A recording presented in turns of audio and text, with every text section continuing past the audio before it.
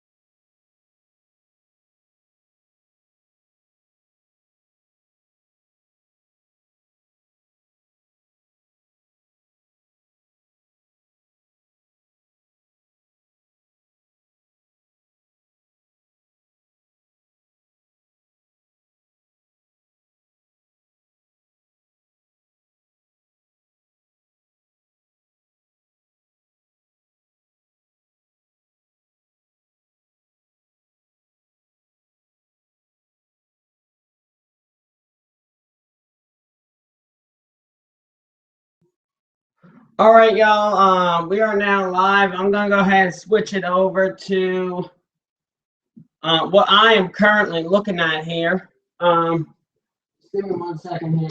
I gotta close my door. Okay. Uh, would be nice if I was in the soundproof studio, but you know how much that costs. And of course, I don't have that type of money in the first place. So, okay. Yes, we are now live, and it is now official. This is Hurricane Matthew, which is now a Category 2 storm.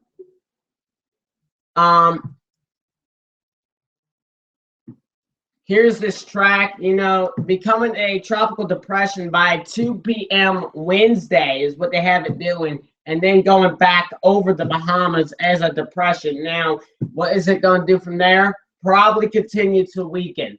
I do have some videos, though, I want to show you before we get to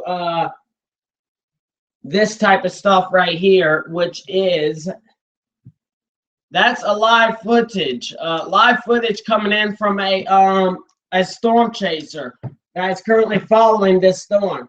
So yeah, we'll be showing you that stuff in just a minute. First, I'm gonna go ahead and switch it over to this. We're gonna go full screen with this now, and I'm gonna go ahead and play some videos here of these storms of this storm so far. For the last time that I checked, 900,000 plus right now are without power in Florida and the area that this thing has been hitting. So, and here's some, and 2 reported dead so far as well in the U.S. as a result of this storm. A lot more in Haiti, in that area as well. So here we go. I'm going to go ahead and unmute this, and we're going to roll them.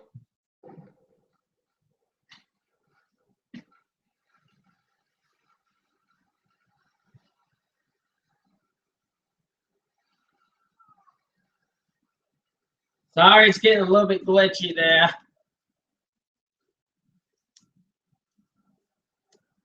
I wasn't expecting for that to happen. We had a little glitch moment.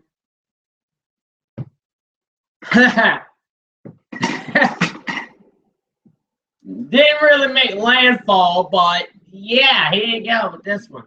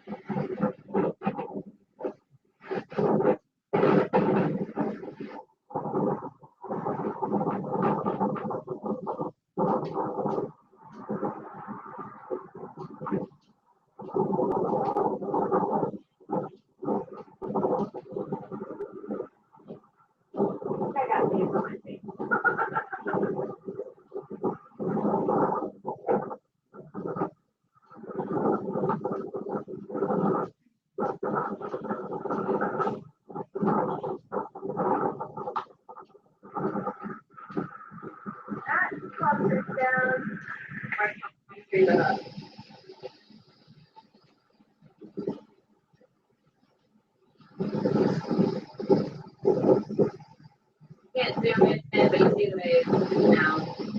Big honk now.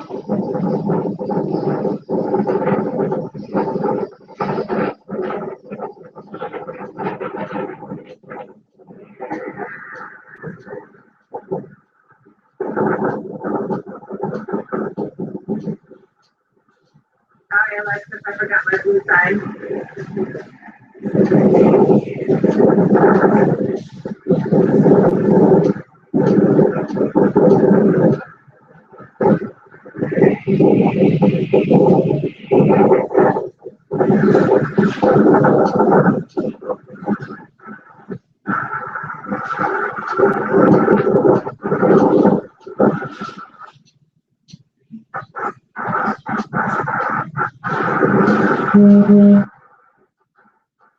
Yeah, those are probably the left.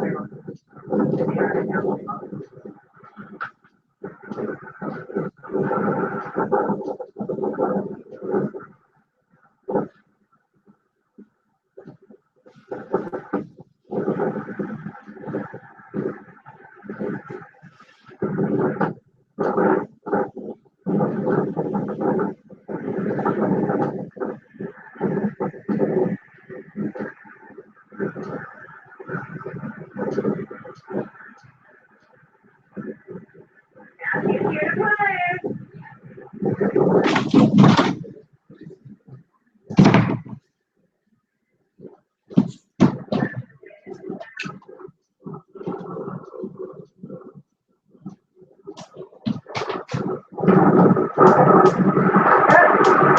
Lock spot.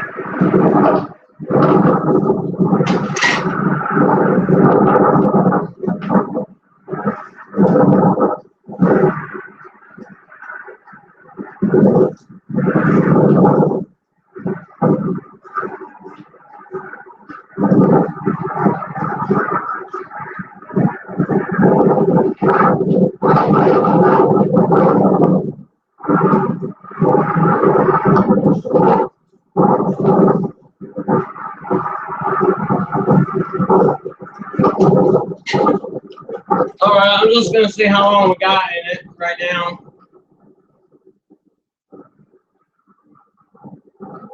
A little bit longer in this one.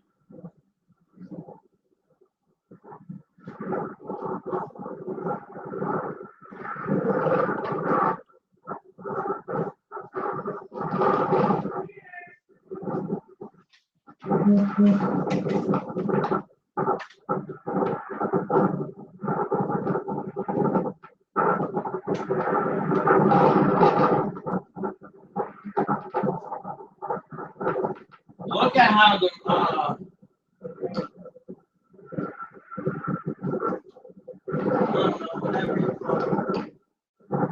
I can't believe I forgot what they call them. Palm trees are bending over. Wow, something's wrong with me. All of a sudden.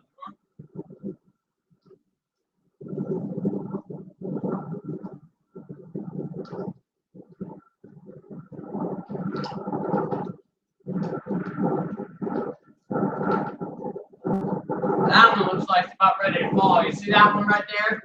On the camera's pointing straight at it.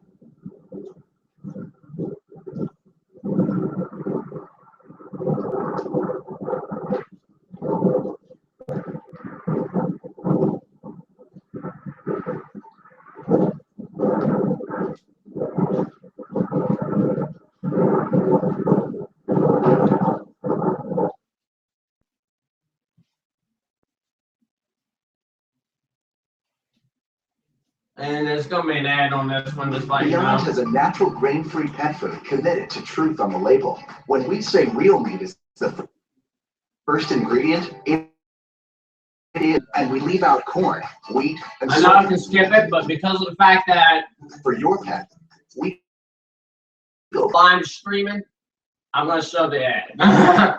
Cape Canaveral first, then they're going to really feel the effects of this storm right here in Jacksonville. And a stark image tonight showing This you was just when how they serious started this storm is. evacuating Take a look at Florida. the mandatory evacuations at this hour. 3 million Americans have been told to flee the storm zone up and down the coast. And ABC's Gio Benitez is right here in Florida tonight, where the effects of this storm are already being felt.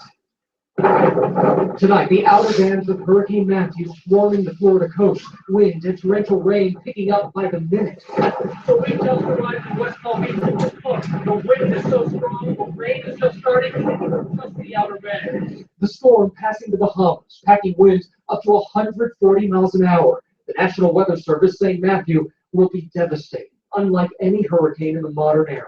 Millions of coastal residents putting up the last plywood, filling up the last sandbags. Time's running out. Leave. There's no excuses. The roads are open.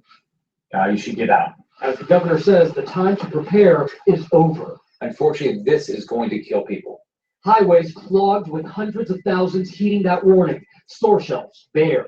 Fuel getting even harder to find. Officials say the state has enough to last 6 days, but on the road, dozens of gas stations bone dry. Ridiculous. I went to Costco, the lines like all out to 595. I saw 2 guys fighting at a gas station yesterday.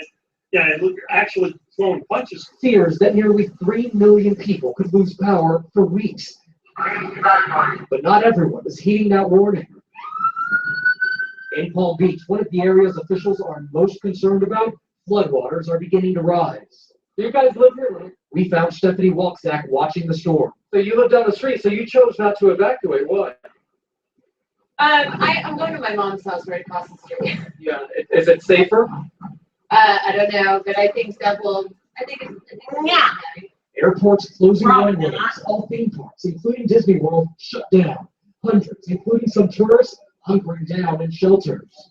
David, I've been through a lot of hurricanes, and I got to tell you, this is some of the strongest wind. We're feeling that rain. It just feels like daggers on your skin. The National Weather Service is also warning of immense human suffering here. That is some of the strongest language they've ever used, David.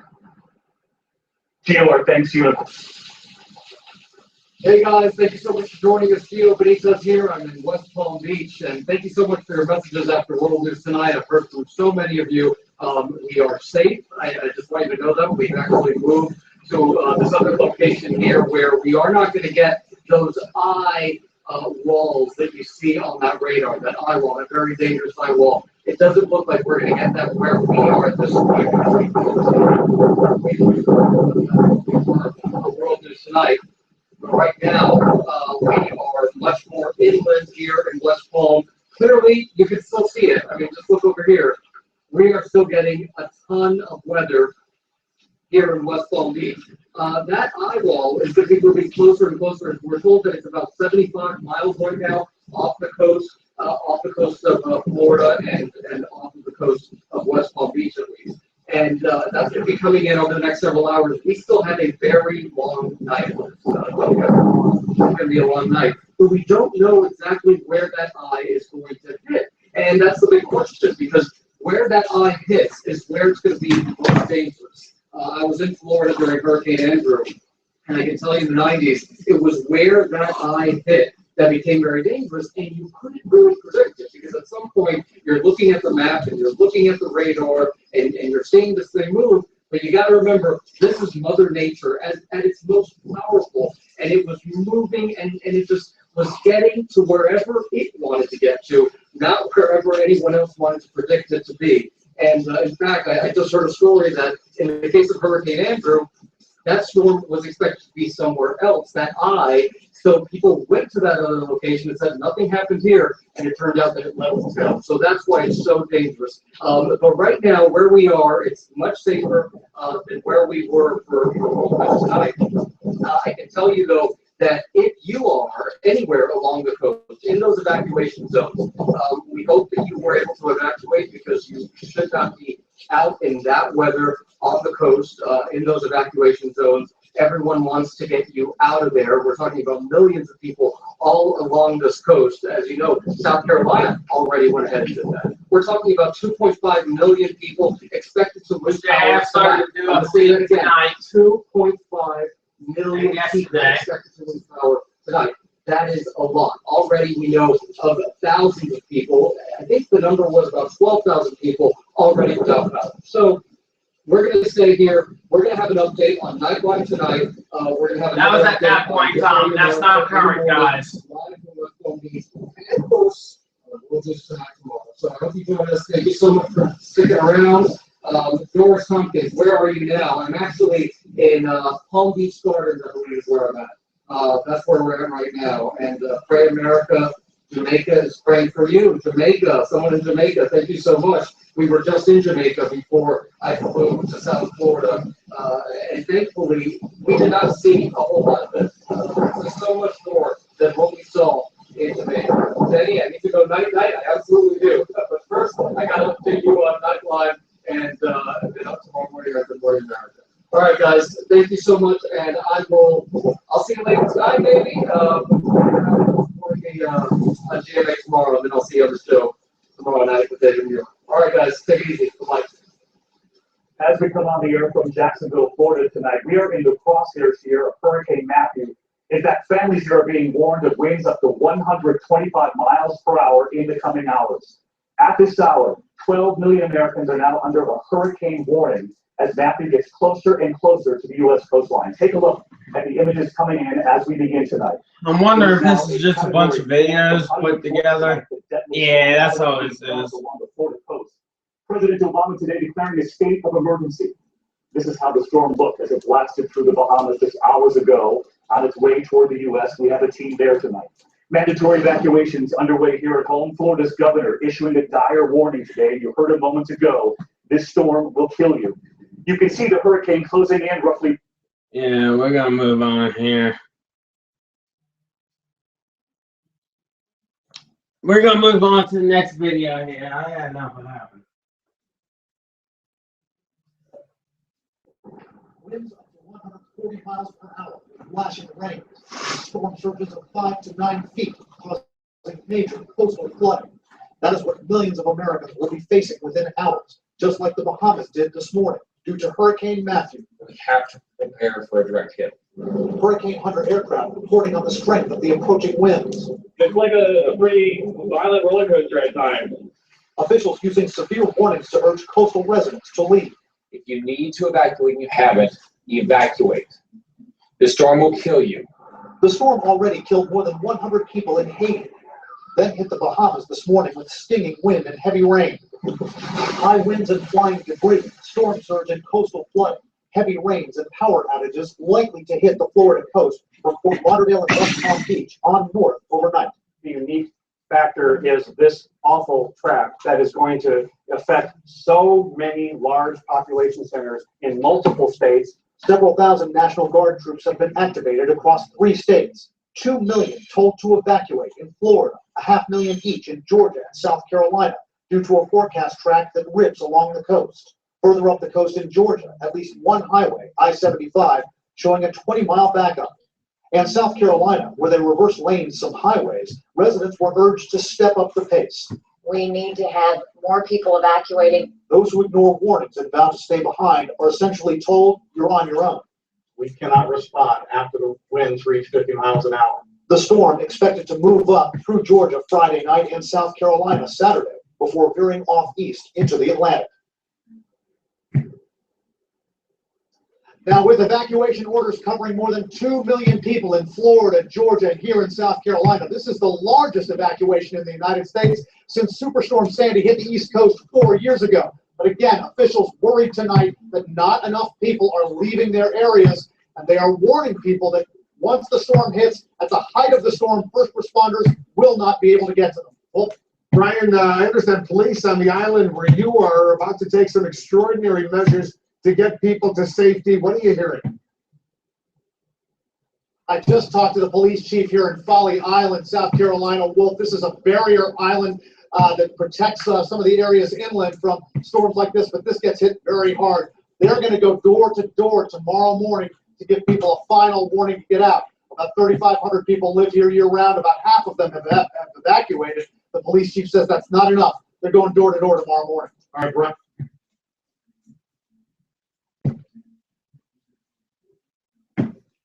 Okay. At Friskies, no one surprised tender pieces and crunchy bites ended up together. That's just what happens when cats call the shots. This one I'm skipping through. Crunchy combo, tasty textures cats.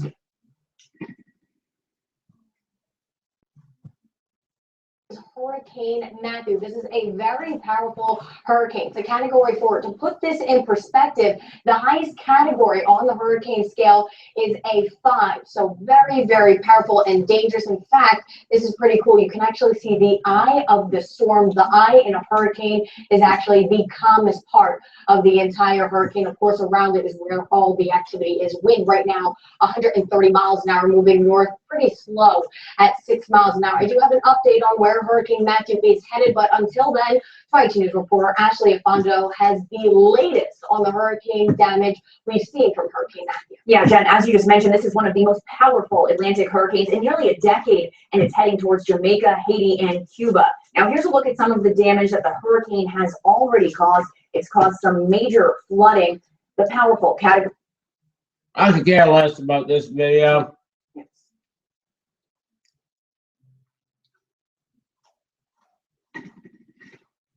Hurricane Matthew left behind in eastern Cuba. It made landfall in eastern Cuba overnight as a Category 3 storm. The powerful winds and heavy rainfall destroying dozens of homes and leaving several roads unpassable. The storm surged so strong it hurled a shipping container onto a street just blocks from the water's edge. Matthew is tracking toward the Bahamas now and is expected to hit somewhere near Nassau before moving on to Florida's Atlantic coast by tomorrow evening. Before it hit Cuba, Matthew slammed into Haiti, packing winds topping 100 miles an hour. The damage there so bad, the U.S. is offering to let Haiti use its helicopters for search and rescue efforts as well as cleanup efforts.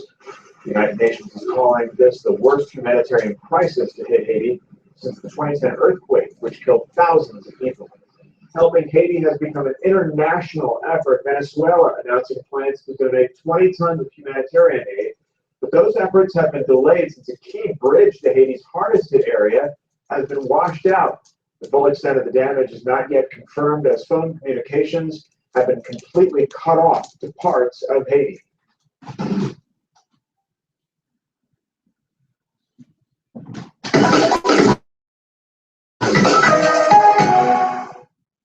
Still a Cat 4 max winds 140 miles per hour. That hurricane force wind extends out about 45 miles. This was Margaret Orr's forecast on it. I just wanted to add this on because, well, I like Margaret Orr. She is a good meteorologist. So. We can zoom in on it, and now the center is just to the east of the eastern portion of Cuba. It's over the Windward Passage. I like her and Bob Brett. They are still getting very heavy rain, especially over the western. This was when it was hitting Haiti. Potential for 40 inches of rain, heavy rain as well, right over the Dominican Republic. Air Force reconnaissance plane is in there. They're not flying into the center. They're sampling the atmosphere. That information is going to be fed into the forecast models. But there you can see this great outflow with this system, which helps all of that warm, moist air rise, and it essentially helps the system to grow. So we can look at the forecast, and it's forecast to move into the Bahamas tomorrow as a Cat 4. It's going to continue into Thursday, then ride up the East Coast, possibly on shore as a Cat 4 and a Cat 3. Then it's forecast to head right along the coast of South Carolina, possibly on shore, and then along the coastal areas of North Carolina, possibly making landfall. After that, shooting off to the northeast. But I want you to see that you were talking about how big and how bad, all the way from Haiti along the East Coast. this is going to cause an impact to almost the entire eastern portion of the U.S.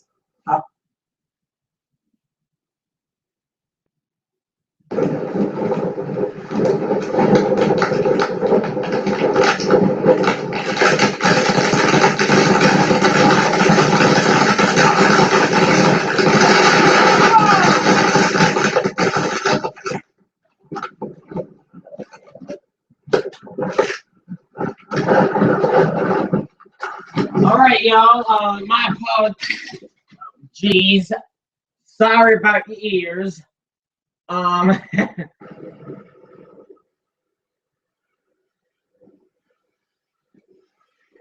was taking care of some business. So.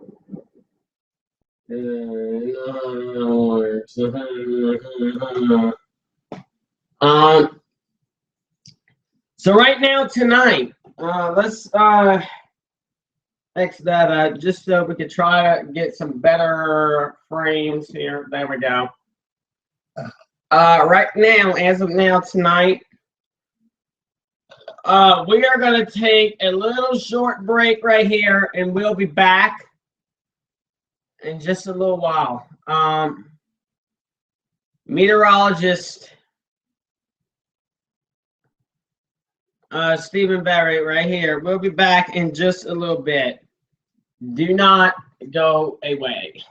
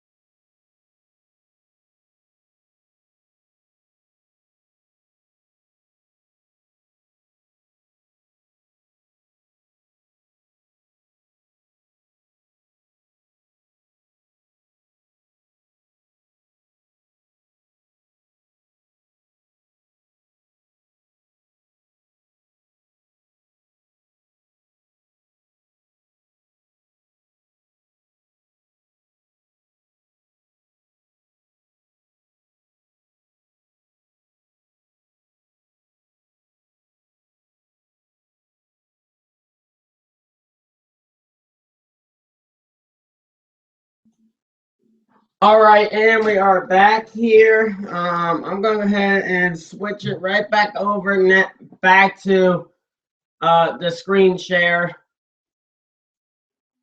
right now.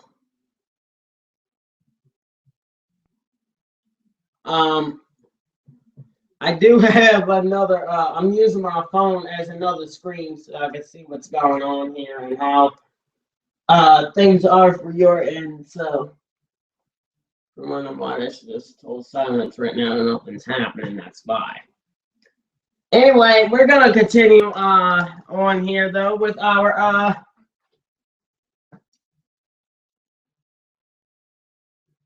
with the forecast here from the National Hurricane Center, I am going to have to go ahead and, well,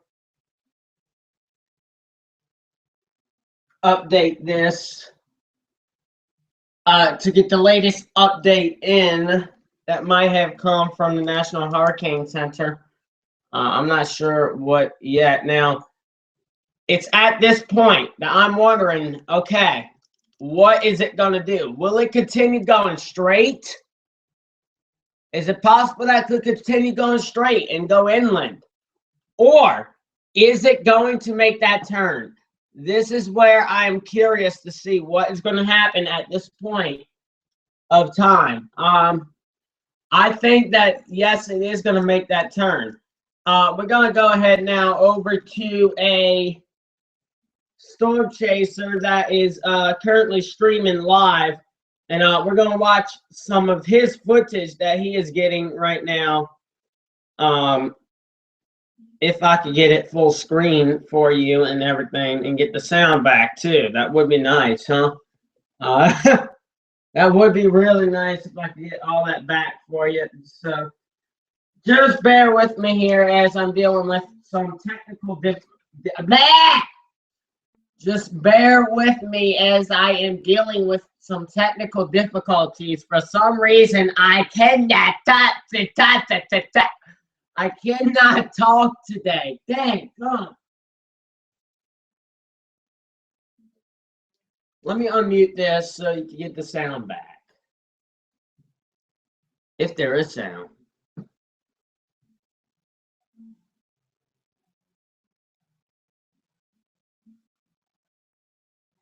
Yeah, there must not be sound. But I'm going to let you watch this for a little while. It's obvious that they're in their car, just driving around, or van, or truck, or whatever they're driving. I don't know. Me and you are both seeing this at the same time. Is that hail?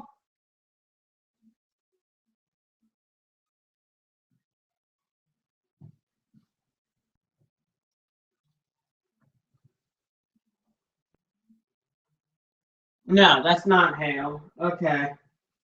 I thought that might have been hail I was seeing, but no, it wasn't. I don't think anyway.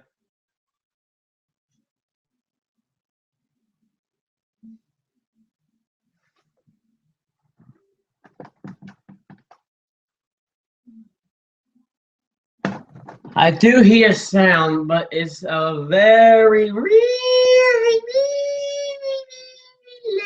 low sound. Yeah, I got everything up to 100% here.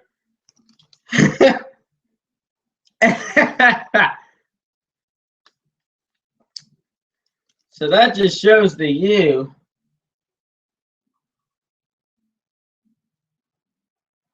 how bad the sound quality is for this live stream here. But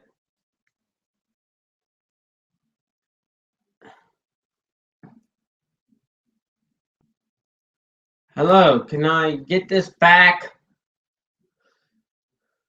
Okay, I'm just sorry.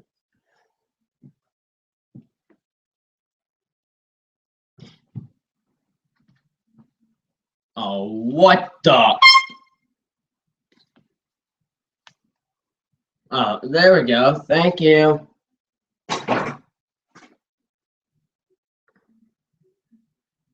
Apparently he must have came across. Yeah, that's a flooded roadway right there. That roadway is flooded right there. I'm not sure if you can see it, but if you look right there, that's water right there. That's not water, but over there, I think that's water. I think. I'm not sure because yet again it is dark, so I can't see that well. That with the rain hitting on his windshield.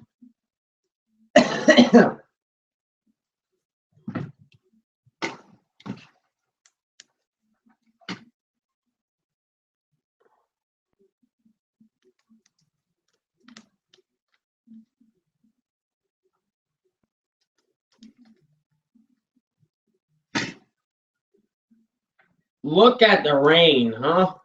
Wow. Okay, just to be sure that you can't be next one, I am gonna leave it live. That way you can still, that way it will still be live by the time we come back to it. We're going to be switching over to the Weather Channel here to see if they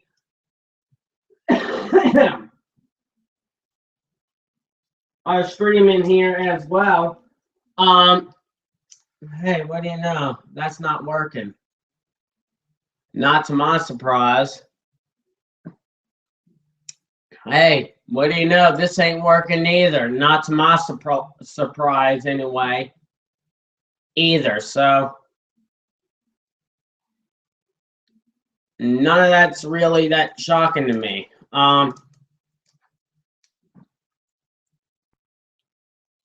Yeah, we're gonna have to do this the old-fashioned way. Well, a way that I don't want to do it. Let's put it like that. Look at the sandbags right there. That he's just pointing that out too. We're gonna switch over to this. He's saying something I cannot hear him. And neither can you. So we're gonna switch over to this one right here for you. To watch this one for a little while. There are things in life that require a special approach. German battleships have arrived. Only in World of Warships. Play the German way.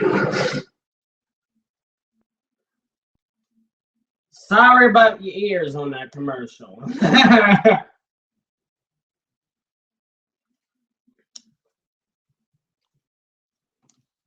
So this is another live camera right here.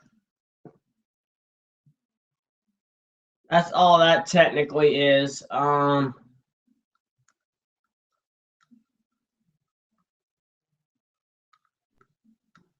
we go to the, yeah, I want to go to this one right here, actually.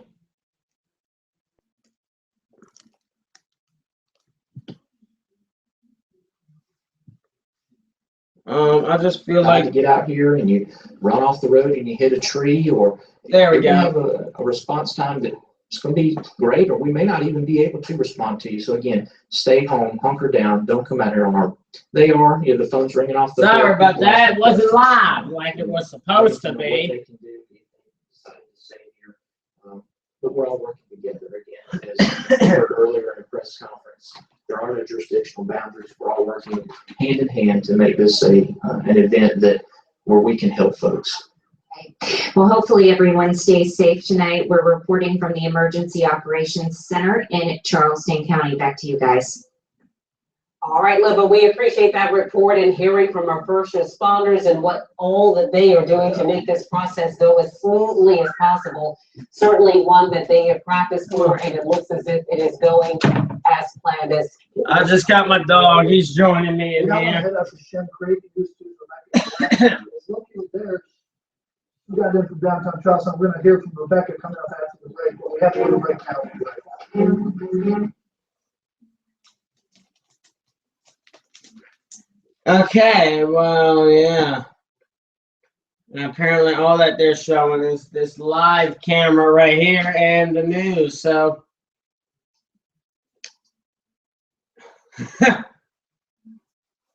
Yeah, they are, this channel right here is completely careless to what is going on right now. They are completely careless that there's a hurricane fixing to hit their state. I mean, you can clearly see that through the intro picture, that right now they're more concerned about the stupid presidential debate, which I could give up, which I really could give up less about. So,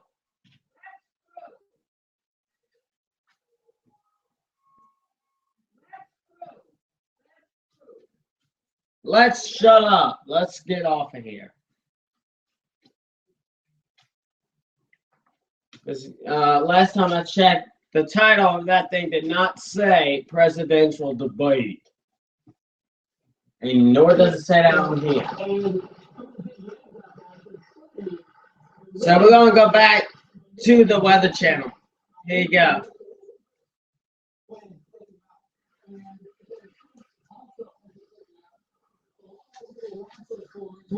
In around, I would say, an hour or two, I won't be able to be standing right here. The water's going to be coming up. We're going to also come very close to the hotel, and we're hoping that the worst of the winds do not coincide with the high tide. There's a couple of high tides to worry about. The one around 1 o'clock in the morning will probably be, and then tomorrow early in the afternoon, roughly about 12 hours later. So I believe the one as well in the afternoon tomorrow. I'm not sure if 1033 is accurate.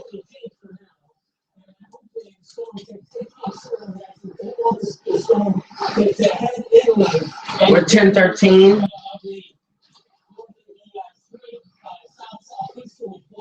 Here. Like that's what's going to be the problem. And something else I noticed too was I noticed the seats I could smell that spring water. Before I could, it's kind of drowned out by all the freshwater rain. And it's coming down. So, I don't see that, Marshall. State of emergency in North Carolina.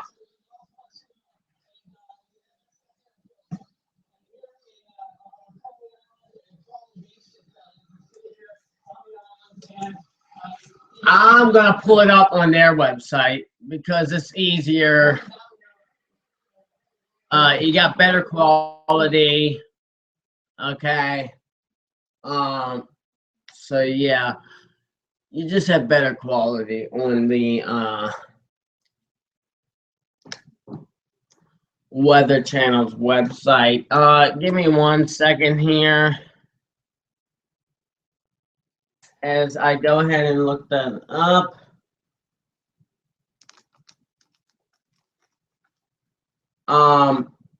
Which is going to probably take about 5 hours to load. So, yes, I'm clearly being sarcastic, but it's clearly it's going to take about 5 hours to load. So, while it's loading, I'm going to let you watch.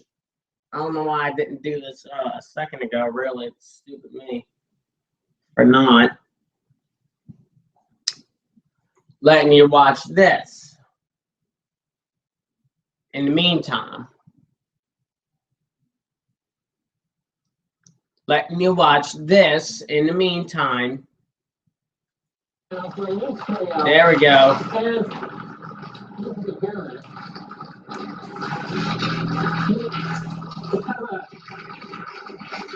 Really interesting. Just a heavy rain hitting the water. But there was a lot more to come here. We're just on the front end of Hurricane Anthony with South Carolina and Georgia. Yeah, it's active. Yep, there we go. There we go. Look. Read down here. They quit responding. Why wouldn't it?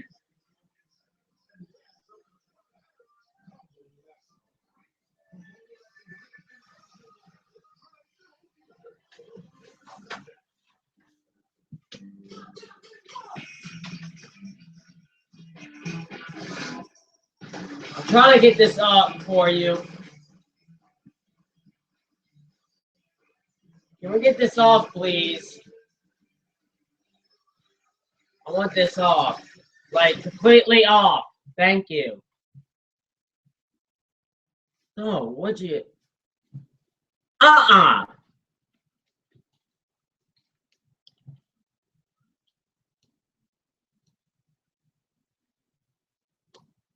Yeah, we're having some problems here. Tell you what, we'll be back. As soon as I can get these problems solved, we will be back with more. I gotta take a break here, so you know how that works. We'll be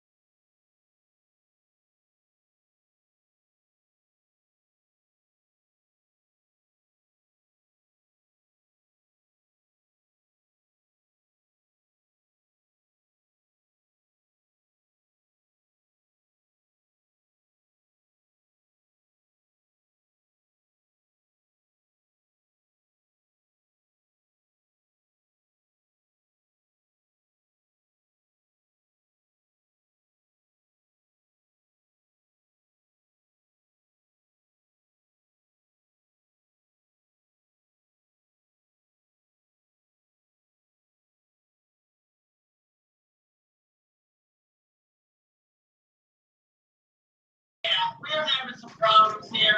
All right, I currently got it working. Hold on here. Sorry about that echo.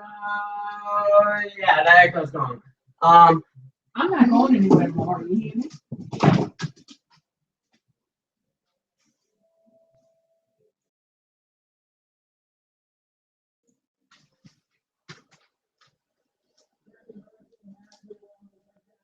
Okay, well, apparently it's back working. So let's go ahead back to the screen share.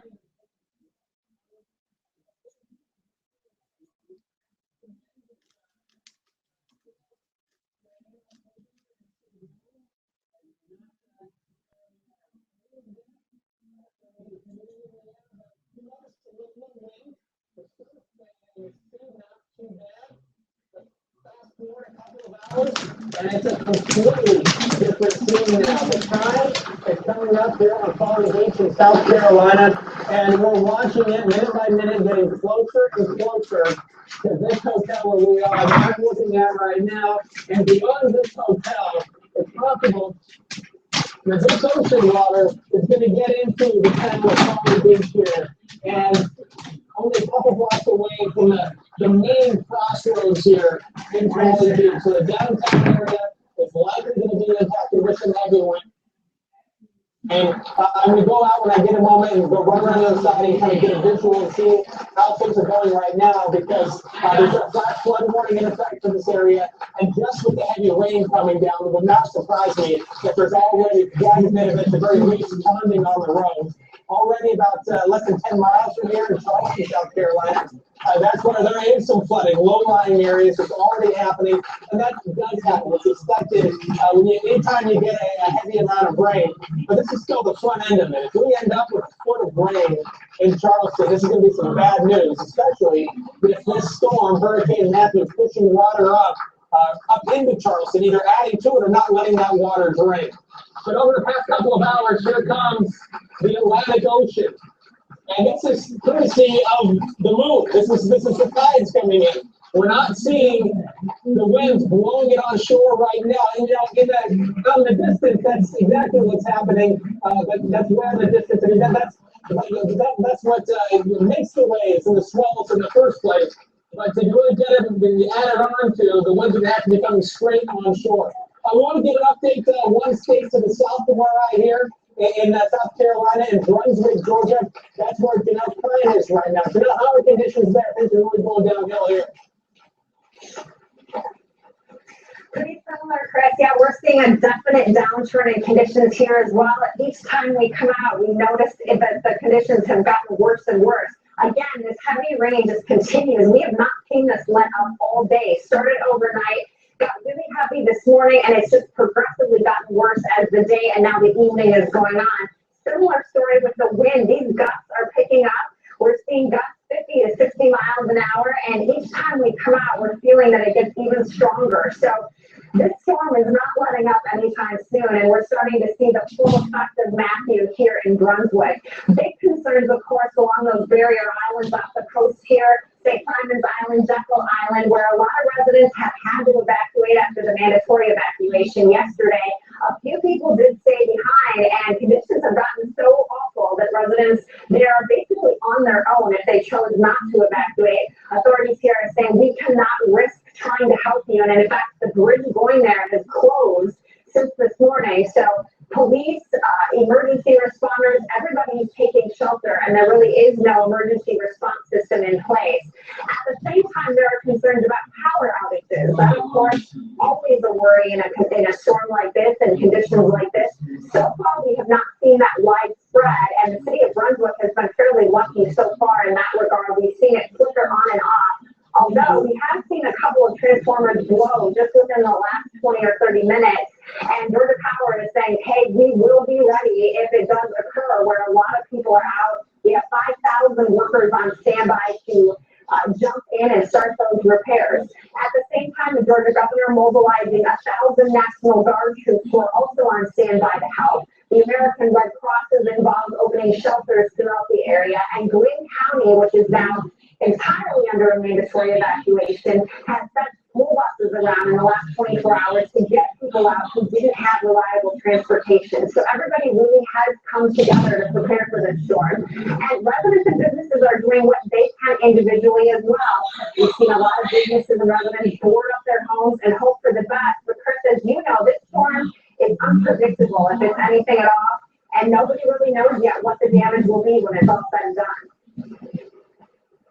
You know, since you've been there, is there anything that stood out to you, maybe that you weren't expecting, maybe kind of surprised you on it? I think a lot of people are surprised at the strength of this storm. You know, we talked to a lot of people who are lifelong residents of Glynn County or Southeast Georgia, and they said, I've lived here my whole life, I've been through hurricanes, I didn't expect it to be this bad. And I think that's the case with a lot of people who chose not to evacuate. They thought, I've survived storms of this type before, there's no need for me to evacuate. And yet they too have been very taken aback and surprised at the strength of this wind, of the gusts, and also the amount of rain. So I think a lot of people may be regretting not evacuating, Chris. Yeah, unfortunately, all that is not the case up and down the Southeast. We're back as we are tracking Hurricane Matthew.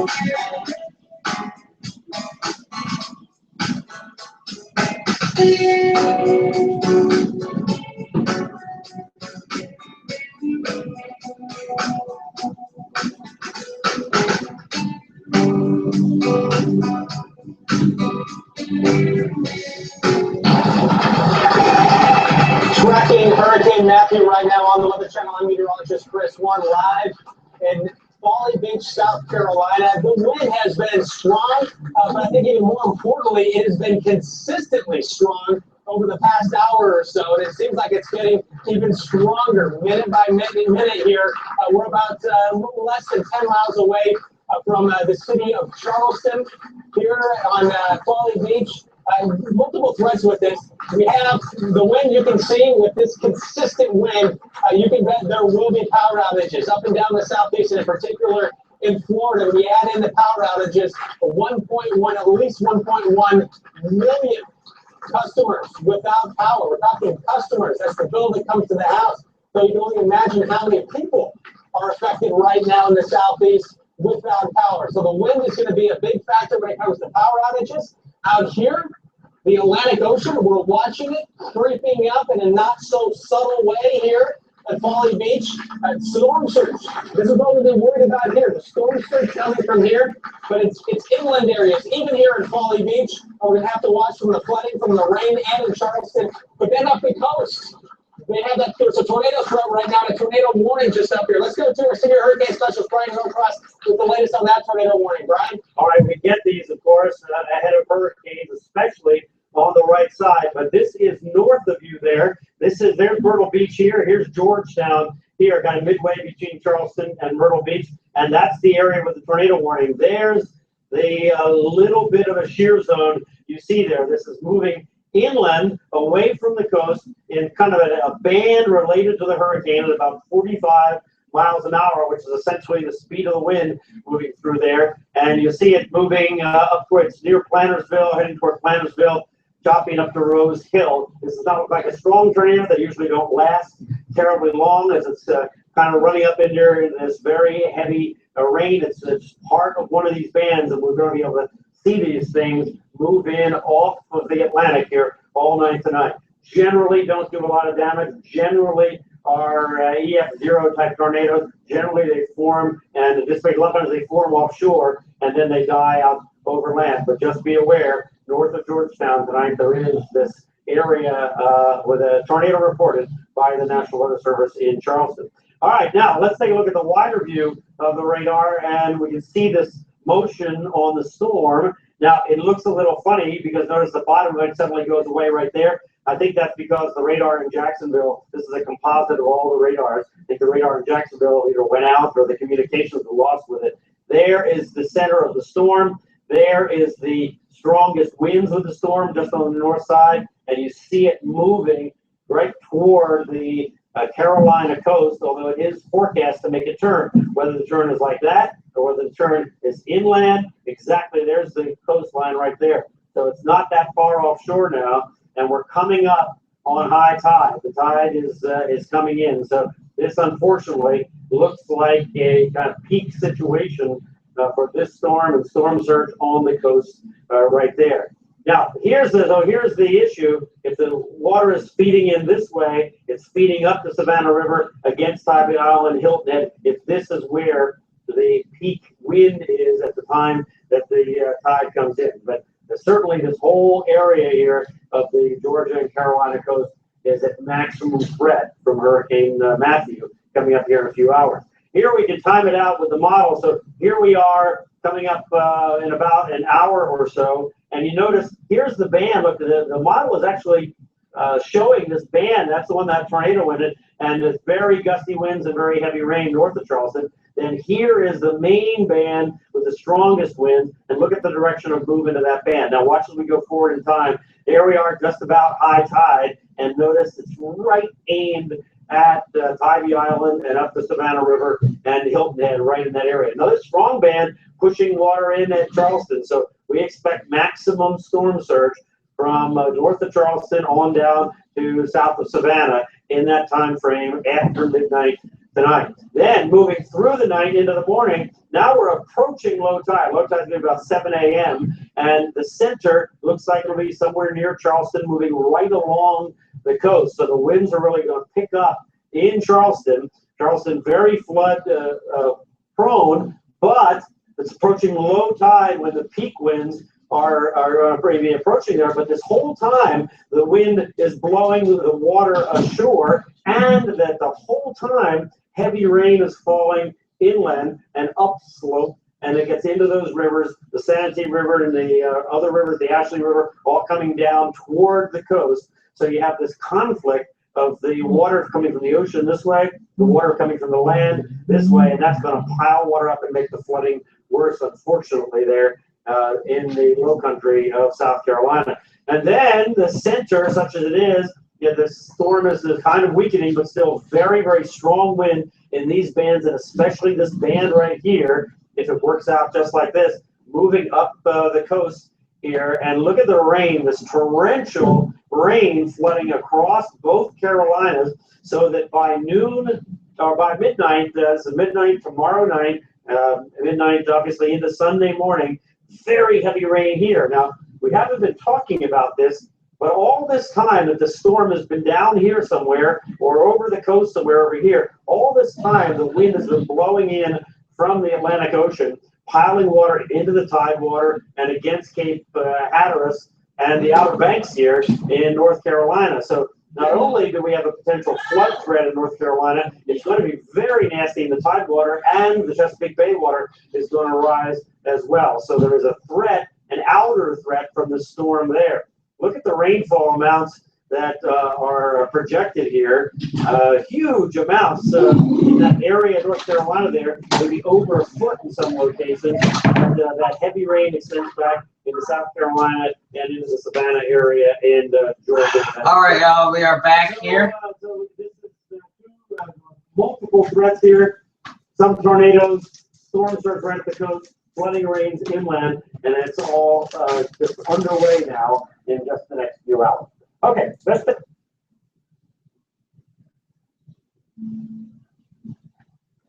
Okay, we're still streaming. Good. All right, we're gonna get an update here with this radar currently. Right now, one last update here coming to y'all from me. Anyway, as you can see, currently, it is losing strength. You can clearly see that. I mean, look how much strength it got right here. That's the strong part. And it's about to touch right there. You see it? Hold on. Boom, right there. Maybe a little bit farther, I'm predicting, is where this red part is going to start to, of the eye wall, anyway, is going to start to come inland right there, is what I'm guessing, is where I'm guessing. Let's see if they made any updated changes to the track, possibly, or if it's still the same right now. Yeah, it's still the same. Let me go get blah, blah, blah. These are your tropical storm force wind probabilities in the next 120 hours. Once again, coastline, you're definitely going to be seeing that, them tropical storm force winds. No doubt.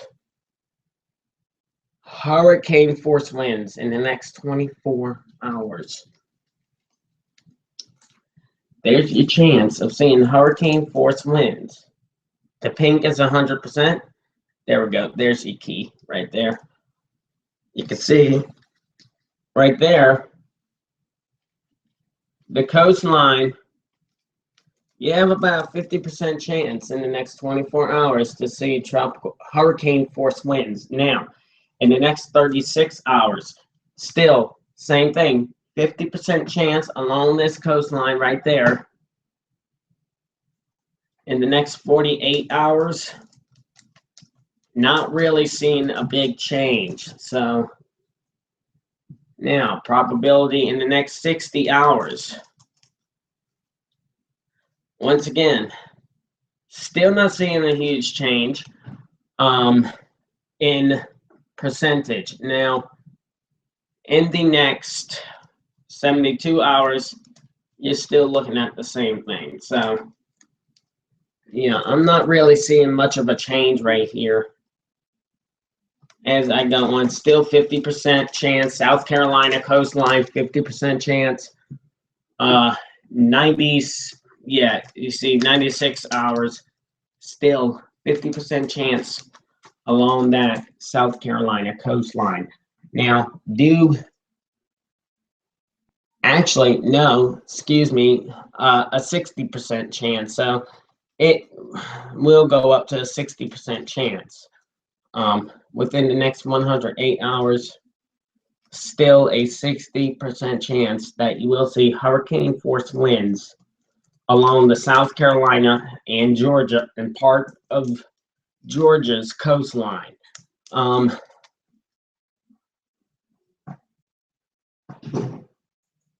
Here is your tornado potential, which that I am actually going to look at with you myself, but oops, I had what I wanted up and it took it away from me. Well, I took it away from me. Oops, my bad. Here tonight, we'll try to go back to this that I had up earlier. Let's try to get it back.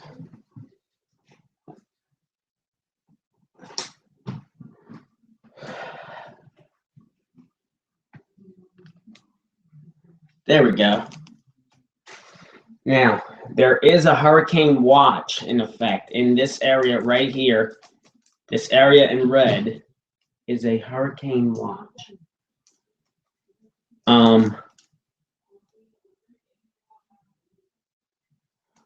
So you do have a hurricane watch in effect.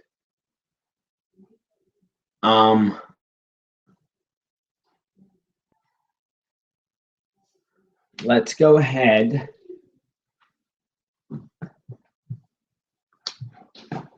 We're going to go back to the National Hurricane Center. And this is my bad from hold on a minute.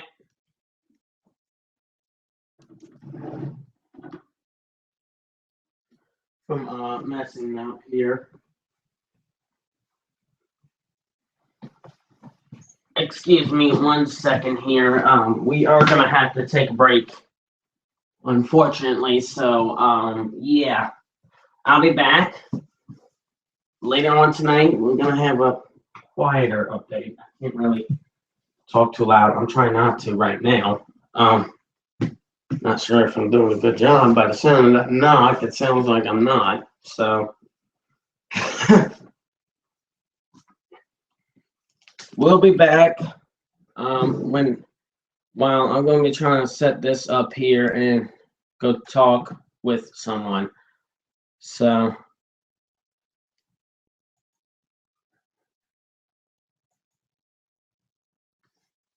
if I can get this screen share.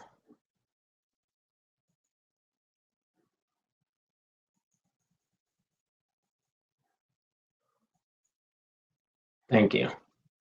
We'll be back in just a second.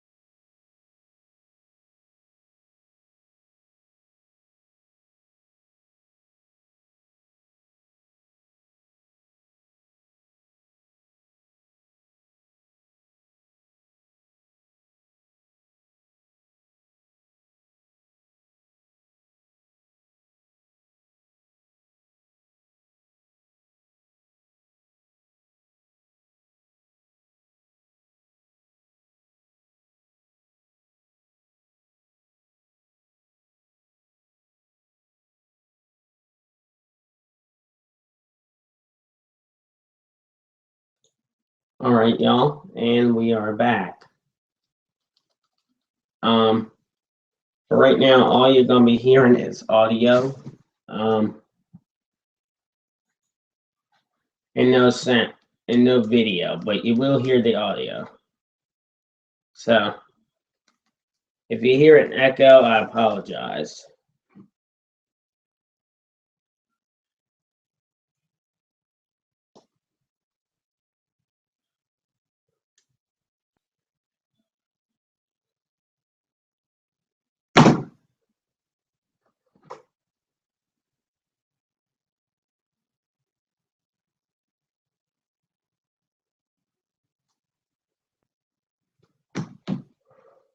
Winds will pick up after the tide starts going down. So those winds, as they pick up, they're going to want to push the water in. The tide is going to want to pull the water out. So that's going to keep the high water. Now, whether it comes down a little bit or goes up a little bit, what the net is there, we can't say at this point. But it's going to want to keep the water up against those islands until this goes by, and that's going to take into tomorrow morning before the wind switches and starts going offshore. And then the winds start pushing the water. I do want to warn you all ahead of time if you hear something like echoing. I mean, not echoing. That sounds like two things at once going. That would be because I'm getting another thing up here, another tool up.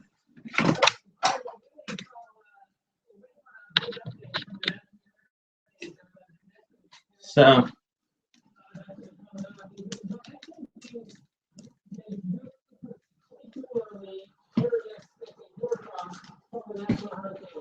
I want to see what the direction they have on the movement here, because it's hard to analyze with the radar, and we don't have any hurricane hunters out there.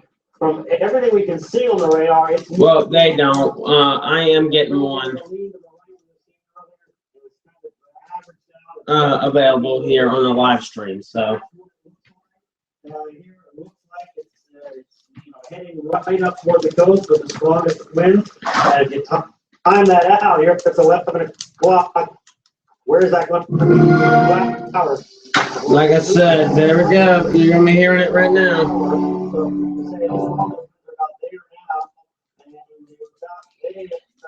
An hour ago.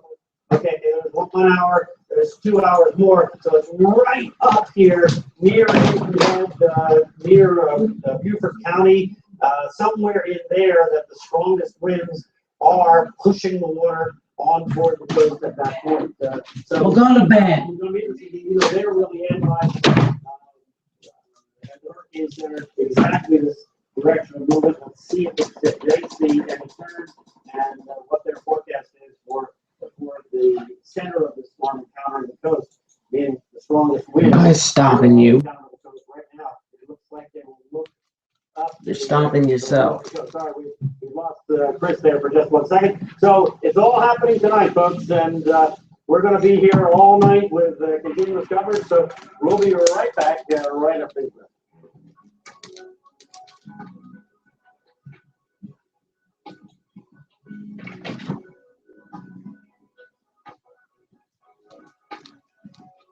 What is that whipping sound?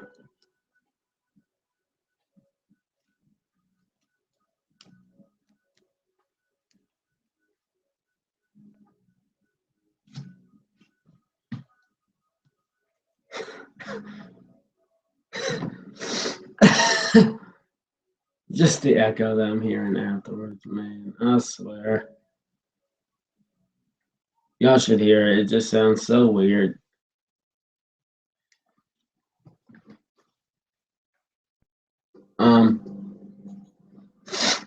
Oh, here we go.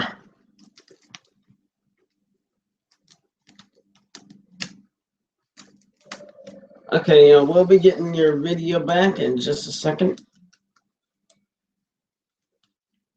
Oh shoot, yeah, y'all getting it back now, actually.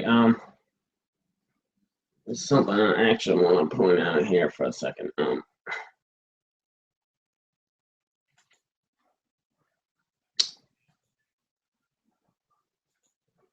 Okay, go and screen share now.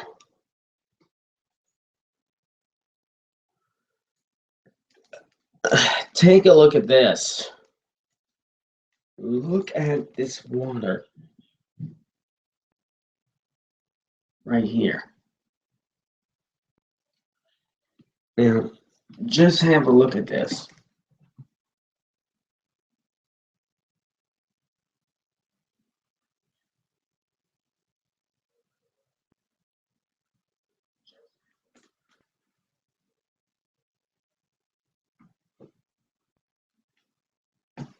Okay, he's currently driving away. There's a red light that's out right there.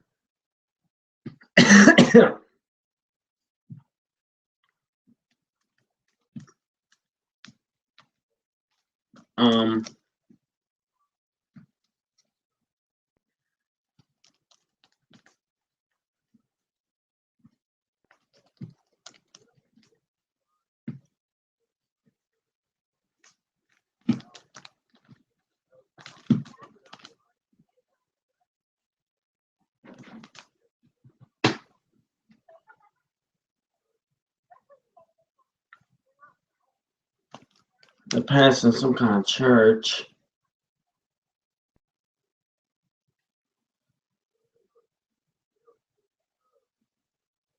Yeah, I can't tell what that is from looking at the live stream here.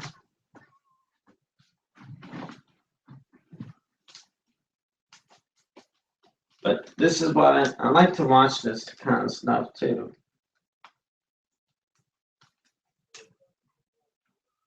Just because of the fact that, well, I mean, it's clear, or ish. You just get a better perspective of what is going on. You can tell that the power's out over there anyway. Over here, it looks like you got power. Yeah.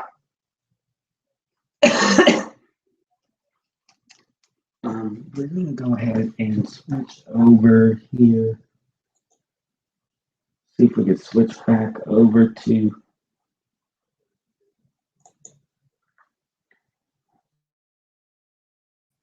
okay, well, I'm going to do that anyway. But I also wanted to mute it. The Weather Channel. So, excuse me one second. I'm trying to do this. And my computer decides to be an ass, so.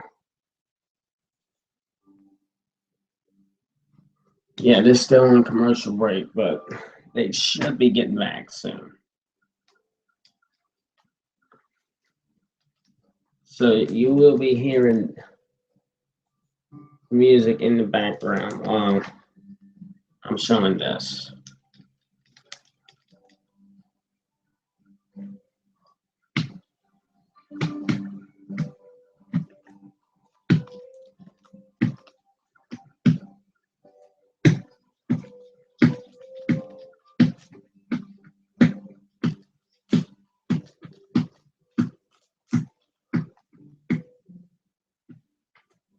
You hear any background noises, just ignore them if you can.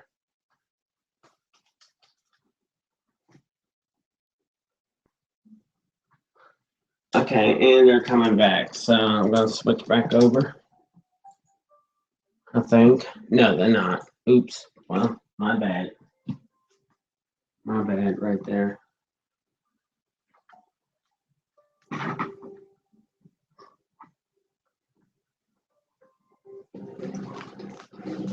Okay. Welcome back to our continuing coverage of Hurricane Matthew. We are tracking this storm for you up and down the southeast coast, bringing you minute by minute, hour by hour changes. I'm meteorologist Mark Elliott here in Savannah tonight, where the conditions continue to deteriorate. Bands of rain continue to move on through, but the rain isn't the biggest problem. Yes, it's caused some issues. We've had some low-lying flooding. We've had some ponding on the roadways. But Savannah, especially downtown, actually has a lot of elevation, between 20 and 30. I actually don't want to miss this part, so I'm going to pause it right here. That ain't even live right now, but anyway. The reason why I want to pause it right there is we're going to actually go, not to the Hurricane Center, not to that. We're gonna go to the actual NOAA website right now.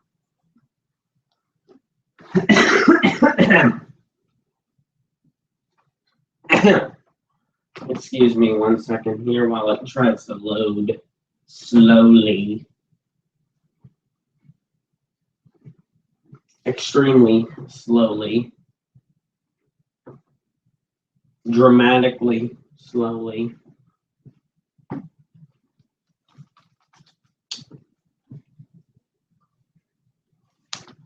Okay.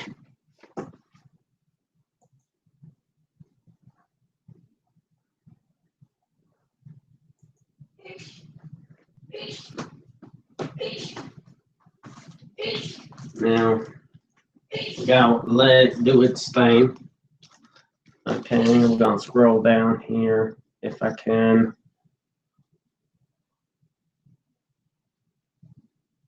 Which I can't right now. There we go.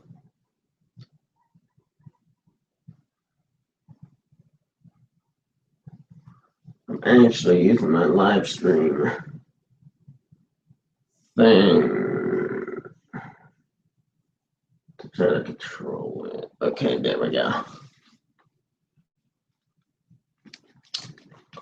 So now,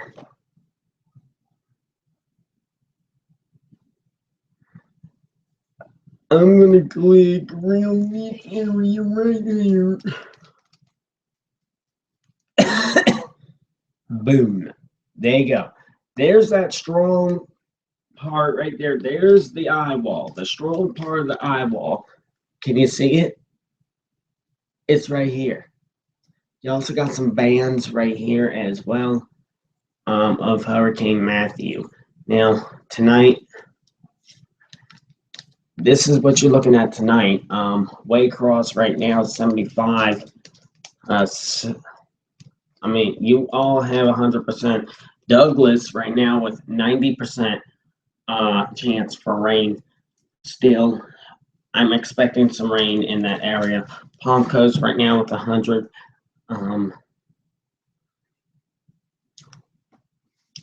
Whatever this, I cannot pronounce that with 90%. Gainesville 90%. Live Oak 80% right now. For Saturday, here's what you have for Saturday. Palm Coast 60%, 30% over there, looking better in Live Oak as well. 40% chance for rain. So Saturday, them rain chances are going to go down for you as this hurricane continues to push up northward.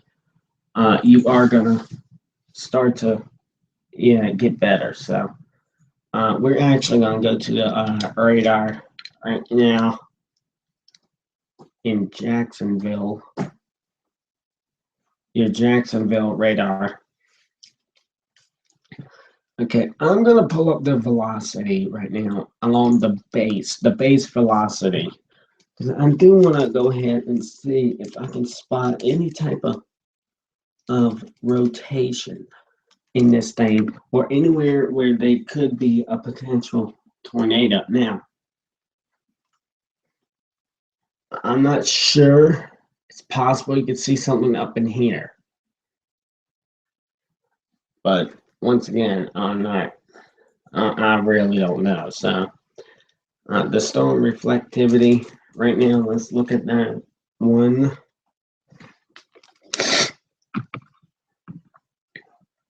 Gray is going west. Green is going toward the west. Gray is going toward the east. So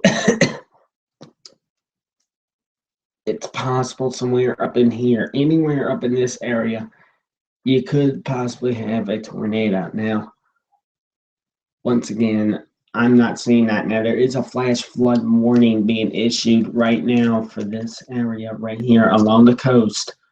There is flash flood warnings issued, so just keep that in mind right now.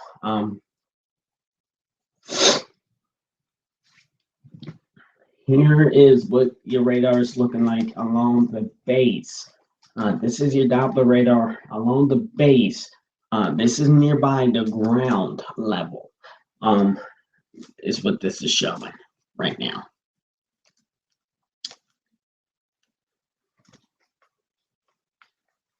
And once again, Gainesville and Palm Coast as well. You're no longer under the gun here. Palm Coast, Orlando, you're no longer under the gun as well. It is over for y'all. Y'all can go ahead and take a sigh of relief that y'all dodged. Well, not Palm Coast, but Orlando can go ahead and take a sigh of relief. You definitely dodged a huge bullet right here, and a bullet that could have been devastating, leaving you with some devastating punishes. So you definitely dodged a big one here throughout the past 2 days. We're going to check back with this radar. I do believe we're done though with this stuff, so I'm going to close some stuff out here. That's what I'm doing in front of y'all right now. I know. We're going to go back to this though. Here you go. The low-lying areas are down here by the river. Behind me, we have the Savannah River. Well in the distance, you can see the Westin. Lots of lights on at that hotel, but it is closed. The main reason for that tonight is that you need to take a bridge to get to that part of Savannah, and that bridge is closed. As there's winds like this, they can't have the bridges open, and that has been a crucial part of the evacuations and the need for those evacuations. You couldn't wait until the storm surge was on you to leave because the winds would be too great in order to get your way across those bridges. Of course, you heard me just mention the storm surge. That is a big part of the storm. So we're going to leave it on here for a good bit on the increase. The timing really couldn't be worse for the Savannah River, for the Savannah area, for Jekyll Island, for all those barrier islands along the Georgia coast. The high tide ranges, the time for that ranges anywhere from 1 to 2 in the morning. And that's also going to be the closest approach from Hurricane Matthew, right there at 1 to 2 in the morning. We've been watching the path so carefully, right? Where that eye goes is so crucial for these coastal communities, hoping for a bend towards the east, but you can't just plan on a hope. And right now, it doesn't look like that hope is happening. We still have a very close approach. That means a lot of wind and a lot of surge right at high tide. We are slowly starting to close out here. Savannah itself. We are watching that the tide cycle come into play right about 1 a.m. And again, that is when the worst of the weather will be here because of Matthew. We're also talking about the rainfall. We've already seen well over 3 inches of rain throughout the day in the Savannah area. Some reports localized have already 5 to 6 inches of rain in the region. And we're not done. Until that eye really passes us, it's a bit of a lopsided precipitation storm at this point. Until that eye passes you, you're not going to be out of the heavy rain. We are certainly in these bands of rain right now, and we are anticipating even some heavier bursts of rain over the next several hours. That's when the worst of the rain will shut off. So for the timing here for the winds, we've been seeing tropical storm force winds already for several hours now. Those started roughly between 9 and 10 p.m. here across the area. Those winds have continued to increase, if not in speed, then certainly in the duration and the amount of those gusts. We've seen more and more wind with each band. And that is as expected, but it's little consolation that would put the forecast if you were getting battered by these winds tonight, right? And so those winds will also have the potential of increasing, potential hurricane force gusts, especially near the coastline, and especially if that kind of outer eye wall from Matthew can rake its way up the Georgia coast. That is certainly something that we are watching for. That potential is still with us. Now, with those gusty winds, we are seeing at least a potential for hurricane gusts. That's basically from, where we are right about now, By the way, this could be all the getting way through the extended. beginning of your overnight, continuing till 1, 2 a.m. There's the potential even for a little But bit as of wind now, on the backside of it's the supposed to end at quieter air. That 10:30. creates a mixing through the atmosphere. I'll let you know if That something mixing changes. can actually tap into some of the even stronger winds a little bit higher off in the atmosphere, a little bit higher up, and bring those down to the surface. But the bottom line here is that there's a lot of risks that continue, and they will continue right on through the nighttime hours. It's why we have a hurricane warning in place across the Savannah area, but it's also why we still have the flash flood warning that combination of the freshwater flooding because of the grand total of around a foot of rain, as well as the surge flooding along the rivers and the ocean. Now, the big threat here is, of course, the Savannah River, but as we go up the East Coast just a bit, the bigger threat is the ocean itself. Well, let's join Chris Warren. He's in Folly Beach tonight. Chris, you got to be concerned about that surge. Plus, you have the added fact that the eye wall is. Jesus, look at that guy. Yes, sir. You say it over here, Jones.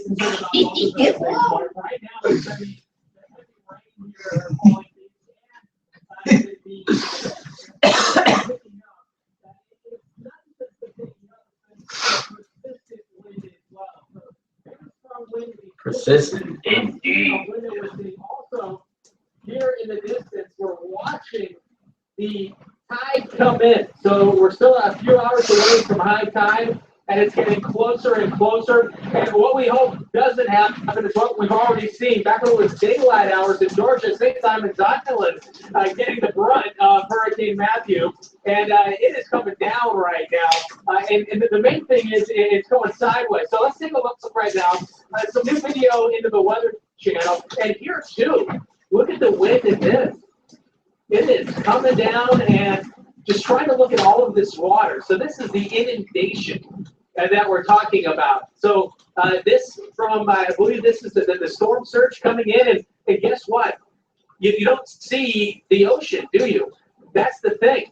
The water, it's not just waves pushing in, okay? It's a surge of water. It's storm surge. It looks like maybe the road is damaged right there, perhaps. So, wow, is that debris, or is that, maybe that's debris. Hopefully that's just debris and not a broken up road.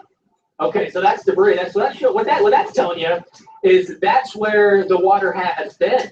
And still look at all the coverage of the water. I mean, you can't even make sense of this. Apparently there's a road there because someone's driving along as they are, I just saw a lot of the double yellow lines there.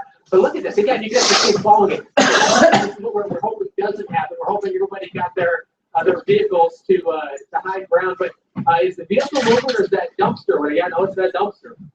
That bin of some sort moving along. Unfortunately, this is a scene that's playing out. Again, St. Simon's Island. This is in Georgia on the coastal areas coming in, and there's a reference to kind of how high it is, and on the door you can get an idea for that. You can board up the windows all you want, but it's hard to keep that water out with storm surge. So this is it didn't board up there, but all right. So we're going to continue to analyze video here as we're tracking Hurricane Matthew. We've got some breaking news to tell you about right now. The 11 o'clock advisory is in from the National Hurricane Center. So let's go back to Atlanta at the Weather Channel headquarters. And our senior hurricane specialist, Brian Norcross, is there. Brian, have you had it? Let's go ahead and see what's going on. This new advisory from the National Hurricane Center and digest any of it yet? Yeah, it is what we expected. The winds are down just a little bit, but it's still a storm surge machine with these wind speeds, 105 miles per hour, 948 pressure. So the pressure has not changed. So think of the pressure as the energy in the storm. The lower the number, look at it. It looks like it's probably going to keep going straight at this point. Moving north, so it continues. I'm not sure. And for all the world, it looks like this is going to be a Tybee Island, Hilton Head, Savannah River, up the river to Savannah kind of storm. Now, here's the new cone from the National Hurricane Center. So you see where it is here at 11 o'clock. Now, we only have 2 hours to go until high tide. So wherever it goes in this area here, that puts the storm where it's pushing the water toward the Savannah River. Right. The entrance opening to the Savannah River pushes the water up the river and onto those islands there in the southern part of South Carolina and the northern part of the northeastern part of Georgia there. So that looks like the peak. And then it moves along, and the National Hurricane Center has most of the tracks now ashore, bringing the strongest part of the winds ashore as a 90-mile-an-hour storm in the vicinity of Charleston. Now, that's going to be in the morning at low tide, So the low tide there, it's about 4 or 5 foot tide swing there along the coast. So that's a tremendous. Kid behind the camera, angry grandpa. Also Hold on to your pants and your jaws, because it's gonna be a wild ride. Not really. Tomorrow evening, an 80-mile-an-hour storm, plus or minus around Wilmington. It's not gonna be that major, but still, it's gonna be a rough ride. So hold on tight. So if it would go offshore,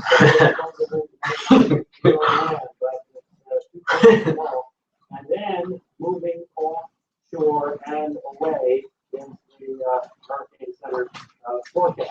And still loops it down and around, but has a much weaker system coming around. Taking the radar right now, there's the eye wall. There are the strongest winds, 40 miles offshore, moving north at 12 miles an hour. You'll see that in 2 hours at high tide, that's going to be positioned somewhere right off the shoreline here. So that's where we stand at this hour. So Chris, it looks like the focus of the surge is to your south. You're going to know about it, but it looks like this is going to be a storm for Ivy and Hilton Head and the Savannah River, and pushing on up the Savannah River up to the city of Savannah. The river there will get quite high. I'm going to turn it over to Michael Lowry here at the Weather Channel in Atlanta. And Chris, you guys stay safe out there tonight. All right, Senior Hurricane Specialist Brian Norcross, thank you very much. We certainly appreciate your analysis. And we know for a fact there will be impacts here in South Carolina and in Georgia. We've been seeing the new video coming in from Florida and already coming in from Georgia. And one of the big things with this storm, as it's been raking up the Florida coastline down into Georgia and South Carolina, is the wind. Look at the waves crashing in the background. In fact, in the southeast, well over 1 million customers without power. So Bob Gould with Florida Power and Light, we want to get an update right now. Bob's kind enough, Rob Gould, I'm sorry. Kind enough to join us here on the phone. Hey, Rob, can you give us an idea of how things are going right now in Florida? Yeah, we've made some significant progress, and we were watching this storm coming at us. We actually had a best case scenario. We were bracing for a landfall somewhere around the Treasure Coast, Cape Canaveral, and that would have put us in a situation of not even restoring. It would have been a rebuild of energy infrastructure. And with the storm moving a bit more east, that really helped us out. And we've been able to restore a bit more than half of the 1.2 million customers who all have lost power. Wow. To put that in perspective, we're talking about having already. Y'all heard that? Just in case y'all did, 1.2 million customers lost power. In the period of time the storm is still on our service territory, including the Fernandina Beach area. I was seeing some bands a few minutes ago. That's our service territory, and we've been able to restore that many so far. And what the rest of the customers who will be watching us either on their phones, their computers, their tablets, who don't have electricity right now. I know it's hard to pin down exactly when we get the power restored, but any idea? Can you ballpark it?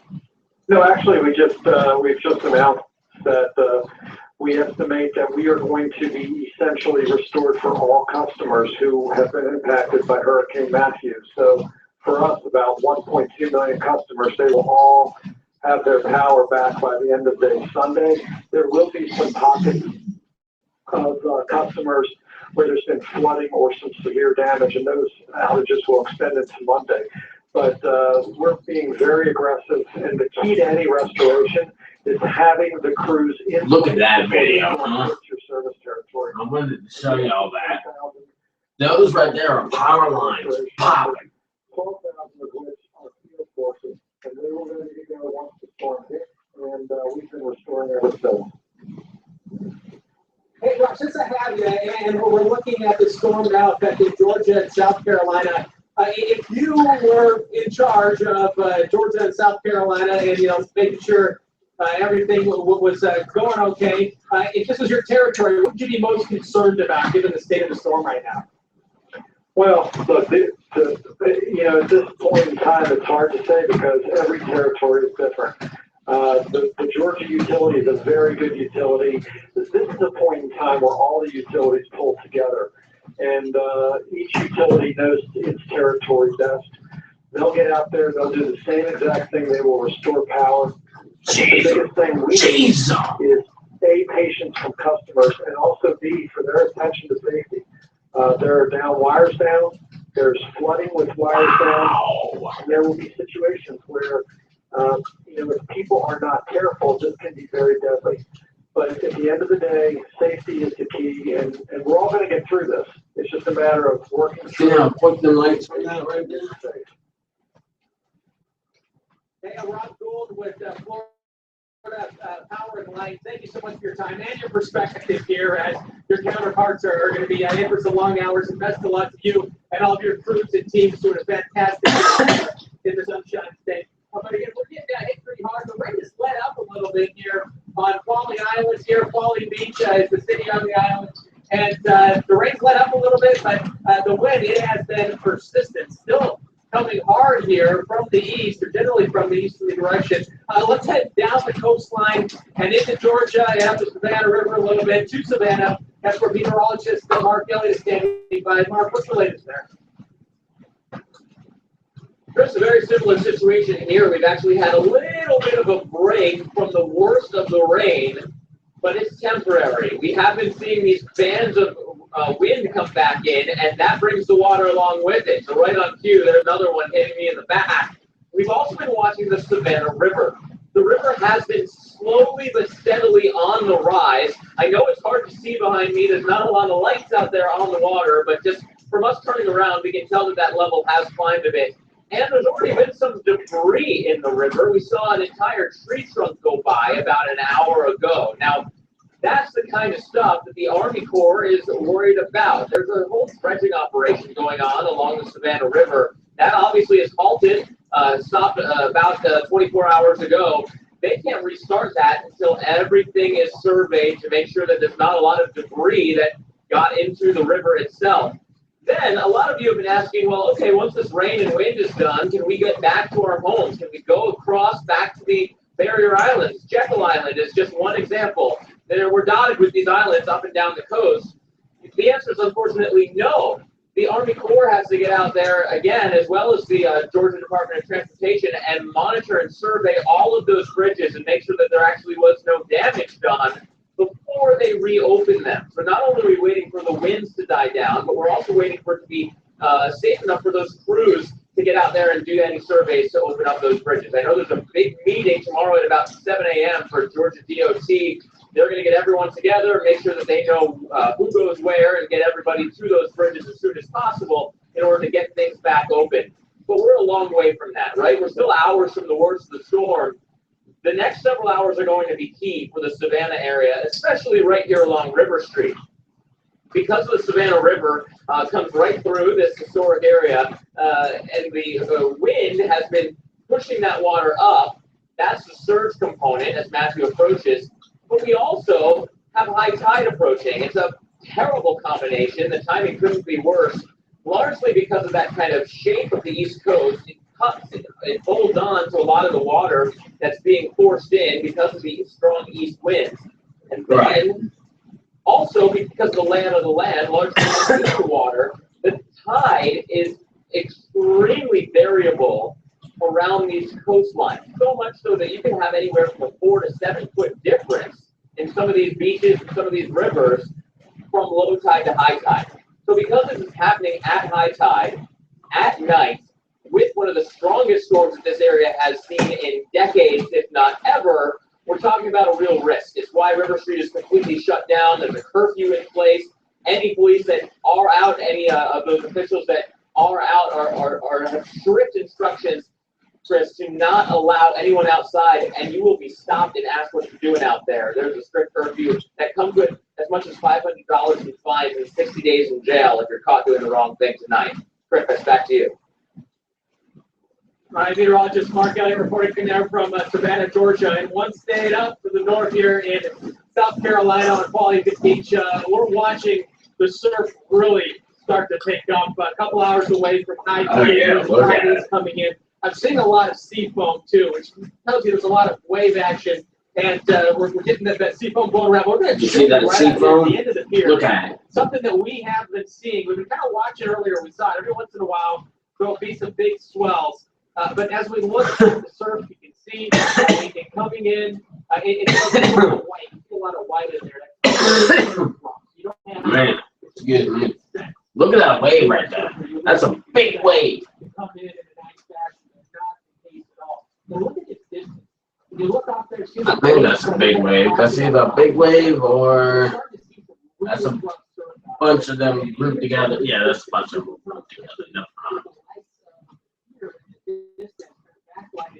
Some of the waves, that these waves are getting bigger as Hurricane Matthew gets closer and closer to Georgia and South Carolina. Again, we're here in Folly Beach, South Carolina, and we're looking at these waves getting much bigger. So one of the big factors. Yeah, they're getting bigger. The high tide. Look out. Is coming in right now. Wow. Not what you want to be facing. The storm surge. We'll talk about the different numbers as far as what you can expect. It does not take into account this. It does not take into account the wave action. So you get the rise in the water. 7.2 million in the hurricane warning right now. Look at that. You can kind of make out the pier a little bit in the distance. And those lights still on. That's also a good sign. Haven't lost power in spite of the consistently strong winds here. Folly Beach dealing with these strong winds, but that wave. And also look at this. Can you see it in front of the lights? Every once in a while, you see some of the spray go up, and it's going from left to right. So that's kind of telling you still the wind is coming in across directions. So these swells are coming in from the storm, which is so far off in the distance. And look, I think every once in a while you can see the piling from the pier out there off in the distance. So we're looking at that rough surf. This ocean is heading our way to Folly Beach. We hope the impacts are minimal, but we're going to be prepared for the worst here.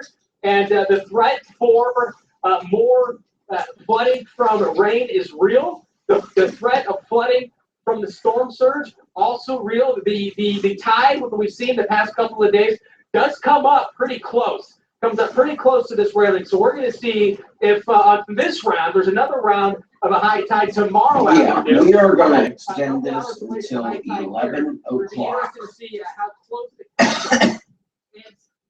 And you can see that it is coming up much closer. And coming up here a little bit. So at 11 o'clock, and storm surge expert, this broadcast is going to end. Give us his expert analysis on storm surge. But before we do that, we want to show you what this storm, Hurricane Matthew, is. Never mind. Excuse me. 11:30.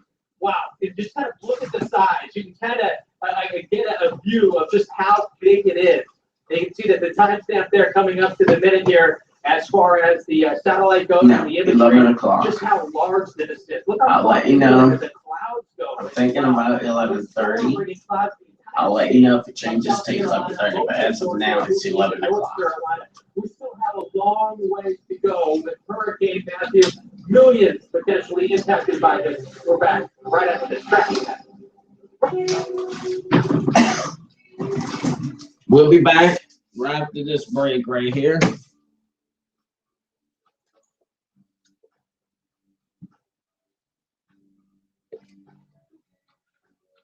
That we are going to take.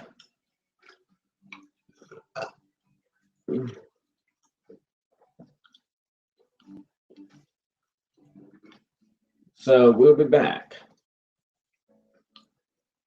in just a little bit. Stick around.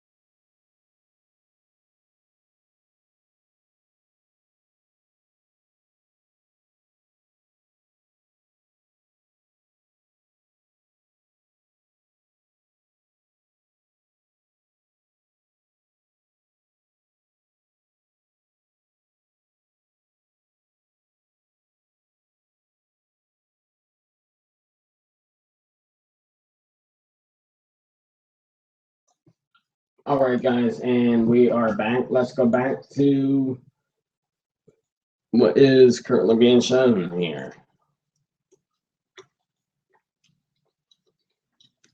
Here you go. If I can press play. Ah, fuck it. Here we go. Florida, and it looks like a part of a parking lot has been washed away, essentially, here in Vero Beach. And you can see just how much. Look at the depth of the erosion there. That's what it looks like. It looks like beach erosion, just eroding everything in its path. There's a little bit of a walkway there. Beautiful stretch of Florida and Vero taking it hard here. You can see some of the, oh, this is really bad. This is an unfortunate situation. And this is something also, if you're watching us from South Carolina and Georgia, unfortunately, we're going to be dealing with all the trees because of the strong winds. And then that storm surge, the effects remain to be seen, but we know it is going to be happening. We're watching right now where we are here in Folly Beach, getting closer and closer to high tide. And we're seeing it slowly creeping up. There's a lot of steam columns. We're seeing water also kind of pushing up down the beach. It's coming onto the beach, but also down to the beach from some other source. And there are some vulnerable parts here on Folly Beach where the beach goes right up to a road. In fact, that's one spot we're really concerned about as far as the potential for maybe cutting off the neighborhood. So this is something that is very dangerous. We saw with the video there in Vero Beach. Storm surge is going to be a big issue with this. And storm surge, of course, comes with erosion. It can be destructive. It can wash your car away. And in certain circumstances, it can wash your house away. Or flooding up from floor to ceiling. And after the Weather Channel, we're fortunate To have what? expert Michael Lowry, and he's joining us from Atlanta at the Weather Channel. And all right, we're going to go ahead and take it from here, Chris. Yeah, storm surge is a big issue with the pictures there from northeast Florida that we could be dealing with. Sorry, we are having some difficulties here. In South Carolina.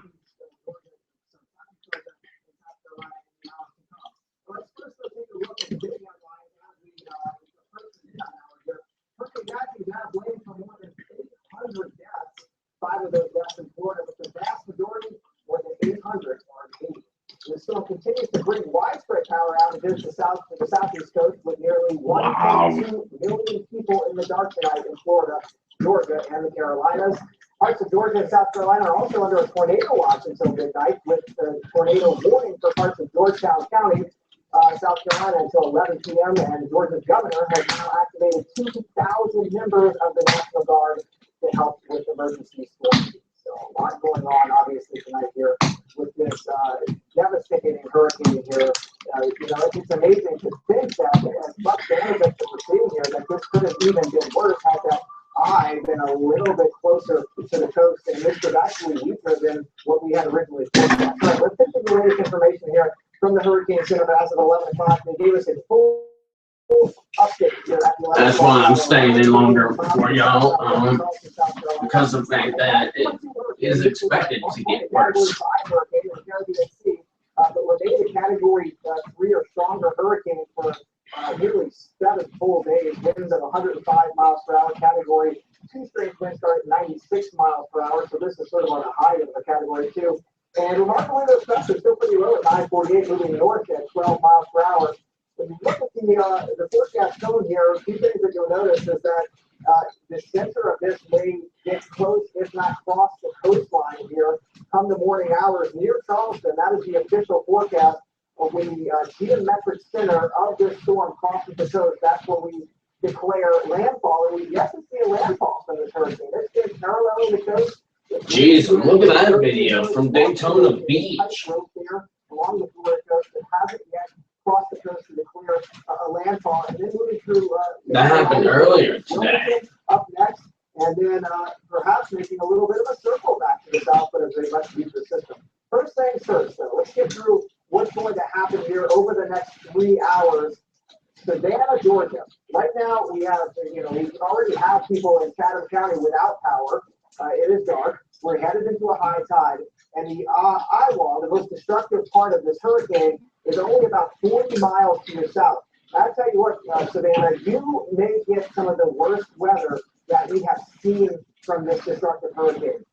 Think about that for a minute. This has been an incredibly powerful hurricane up the coast, and still we aren't done with this by any stretch of the imagination, and then working its way toward the Charleston area. But I want to get into the storm surge forecast here, because what we're forecasting here, 6 to 9 feet, that goes to Edisto Beach, sits to the south of South Carolina, Chris. If the storm surge forecast were to materialize, we're talking about a record storm surge possible for Savannah, Chris, and those records go back more than 80 years.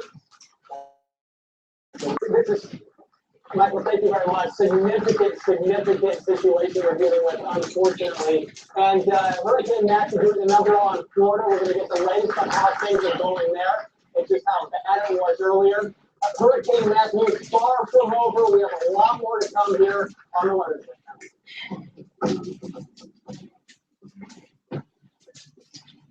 All right, and they're going on to another break. We're actually going to join them with this one.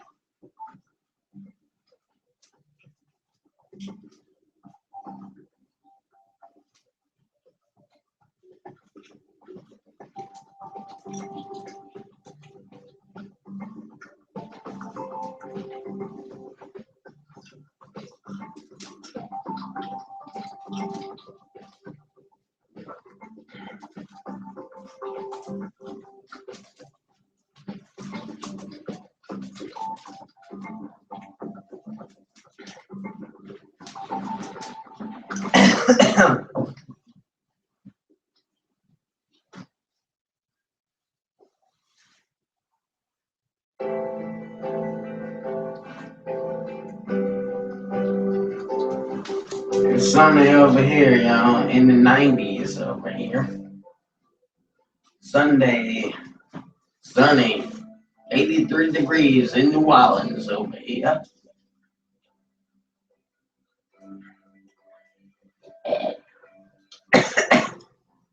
I'm liking the weather over here, y'all.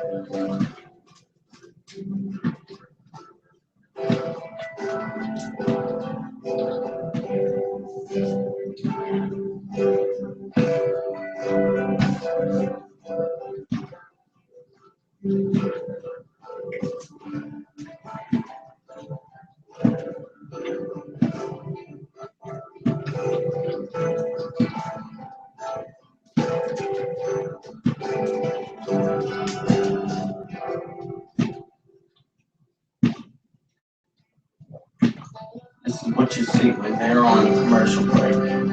Commercial break. This is what you see right here.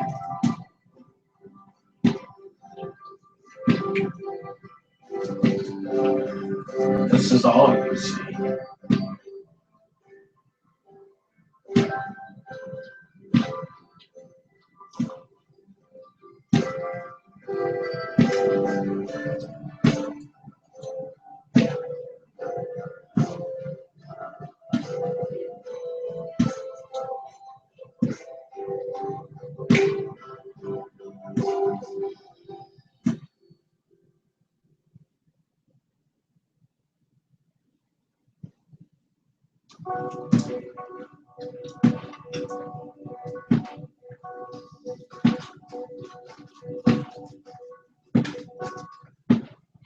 When the rain stops in your area, that does not mean that you can go back to that area. What we are going to do is make sure that the first groups that go in will obviously be law enforcement, DOT crews, those that can make sure that it's safe for everyone to go in, our guardsmen, they will go in first.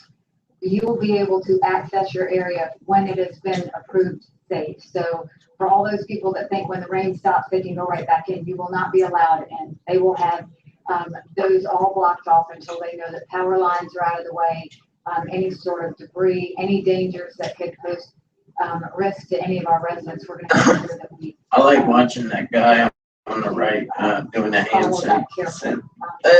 Symbols.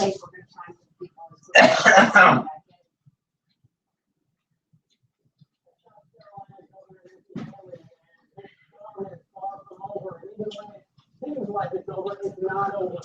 You need to wait and let the first responders and the police make sure anything can get back in. Because as we've already been seeing in Florida, there has been a lot of damage, a lot of debris, and it's frankly just not safe to be going around in some spots. I'm standing on the big side of the Atlantic Ocean behind me, and it is turning, it is being picked up by Hurricane Matthew. And we're watching the tide come in, so I'm well away from the actual surf itself, even though every once in a while I'm seeing a little bit of inundation of water. And it's interesting when there's the threat for storm surge and you're waiting for the water to come in, about an hour and a half, look for an hour and a half from high tide here on Folly Beach. When you're waiting for that, you start to notice, first that's the wind. You really start to notice the subtleties in the beach. And over here, the beach rises. It goes up pretty good. It looks like an oversized pitching mound, like it's a really soft dune going up to the parking lot. And then it kind of fades off in the darkness. But over here, this part of the beach is much lower. So even well before high tide, an hour and a half ahead, there's water that has creeped up. And it is right to where the hotel is, a little pool area. There's a little walkway that comes through a little grassy area, and there's water already up to that. Now, there's probably about 4, maybe 5 feet of 4 or 5 feet of rise up to that area, but it's already creeping up. And there's other parts of this island where the water goes essentially, even on a regular day, the water goes right up to the street. So we're worried that if this gets vigorous, if it gets really strong, and the erosion really happens, it's possible that there's part of Folly Beach or here on the island, there's part of it, several communities could be completely cut off for a while. So that's something that is definitely concerning. And the rain and the wind has been so persistent. And the main church is over there, but I'm seeing water. The water is making it all the way up, and it's like there's a little bridgewater, a barrier here for the hotel. And it looks like it's already getting up to that. And a lot of tree foam, some heavy rain. It's starting to feel like the drops to be getting bigger too. This has more of a pelting feeling. And but we're getting some driving rain. So this is what's happening right now in South Carolina. Again, we're at Folly Beach, which is less than 10 miles from Charleston. I'd be surprised if we don't have extensive flooding right now in the city because of the heavy rain that we've been seeing here. So let's head down the coast a little bit to Georgia. And in Savannah, that's where our meteorologist Mark Elliott is. And Mark, I mean, it is precious. And it's so when I'm standing up above, so when I come down here, the wind has a free range, and it is really, really coming here. How is it there?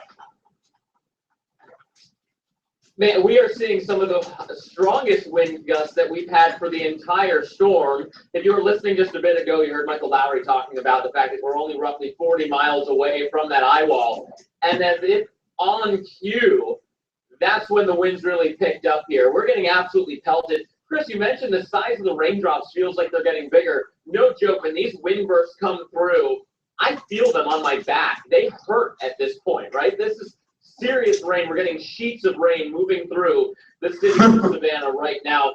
By far and away the strongest winds that we've seen. Earlier reported 50-mile-per-hour wind gusts. It would not shock me if we just bested that about a minute before you came to me. Myself, the camera guys, the whole crew here was just holding ourselves up. That's something they don't tell you about when you're out covering hurricanes. If you stand long enough, you're actually going to be sore just from holding your body weight up against this wind.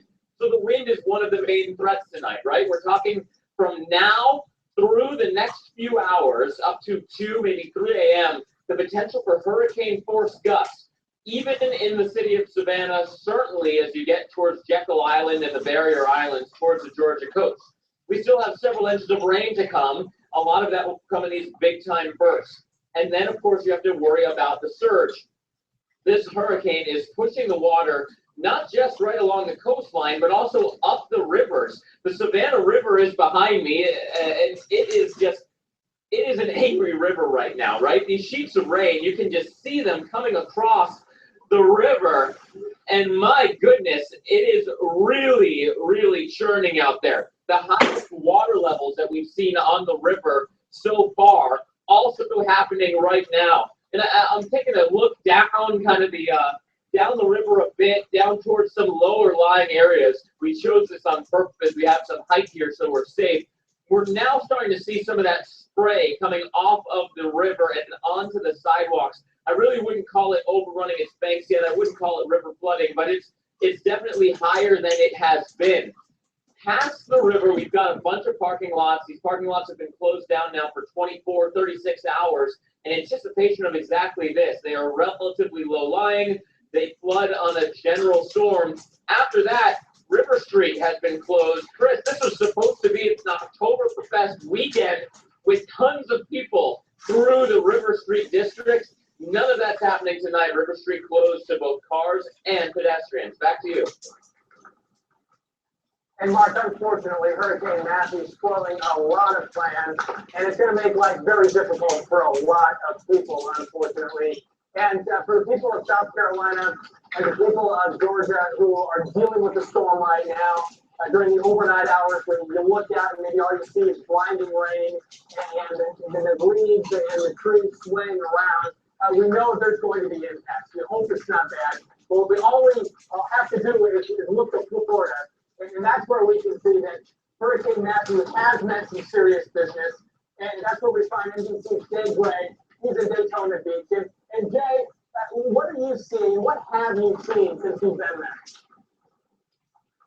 there? Hey, Chris, yeah, we want to give you an example, a real-time look at the damage that Matthew left behind. This was basically a gas station. Matthew chewed this thing up, spit it out. Now millions in this state starting to finally get to assess some of the damage as millions more across the region are preparing for the next hit. Tonight, Matthew continues its assault on the southeast coast. We've seen hurricane-force winds along the coast of over 100 miles per hour. The first hit was Florida. Violent winds pushing sideways and a massive storm surge moving the ocean inland and into the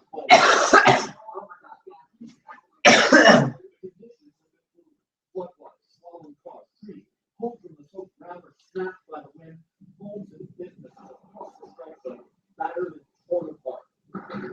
More than 1 million homes don't have power right now. That number expected to climb as Matthew turns its attention to Georgia and the Carolinas. We still have hurricane warnings and storm surge warnings in effect for the entire South Carolina coast. Charleston could see some of the worst of it. Fire department. Firefighters going door to door earlier today, urging families to join the hundreds of thousands who've already moved to higher ground. But now, with the storm churning closer to the shoreline, the time to move out is running out. Really, the best thing now is to just hunker down, stay in a safe place, don't move, don't try and move around. As Matthew moves in. Yeah, and look, this thing expected, as we've been talking about all night, to hug the coast, continue to wreak havoc across the region through this weekend. Chris, things have really lightened up here as far as the conditions. We've seen a bit of a spitting rain and some gusts at times, but nothing. This thing has moved on through. It sounds like you are getting what we got here last night. And I've heard a lot of people talking about this now being a Category 2 storm, could be a 1 by tomorrow. That shouldn't lull people to sleep, right? I mean, you're seeing some pretty strong effects of this thing. Absolutely, Jay. And even with the Category 2 storm, the amount of people that get the Category 2 condition is not as significant as those people that are affected by it. Because even if you get off the storm force condition, you have a big problem. Jay, I still have you there. I have a question for you. We see the video in your piece, and we see all of the video coming into the Weather Channel. And it's pieces. It's a spot here, it's a spot there. Have you been around enough to grasp the full extent of the damage and how bad it is where you are? Yeah, I don't think that, Chris, I would say I have the full extent, but I have made a drive through the areas where I can, and I can tell you there's not a spot here, especially right next to the beach, that hasn't been affected by this storm. So we're talking every little business, every home, every hotel, everything that was this community has been dramatically affected by what happened here, by the wind, by the water. It's going to be a tough go now as they try and gather up what they can, save what they can, and start the process of trying to heal and recover here. It stretches deep into this community, and it's going to be a long and difficult recovery. All right, NBC Jay Gray, thank you so much for that report. And I can tell you, since Jay was talking and I'm standing out here, things just took a pretty dramatic change in the sense that the people who are going to be riding it out with us and other people throughout South Carolina and Georgia who are dealing with the storm right now, we're in the dark here. As Jay was talking, I saw the lights flicker. And to kind of give you an idea, I mean, I'm on the beach and there's lights going down, I think there's 9 floors in the hotel where we are. So I was looking at lights and kind of see the room. I saw a flash over there, flicker on at the hotel, and then behind the hotel, I saw like an aquamarine colored glow. And then the lights went out. And then the lights came back on, and then immediately I saw that same aquamarine glow go again. And now, all I see is the clear lights going on as well. We have our own lights that are attached to a generator and the satellite structure we're using to send our signal back to the Weathertown headquarters.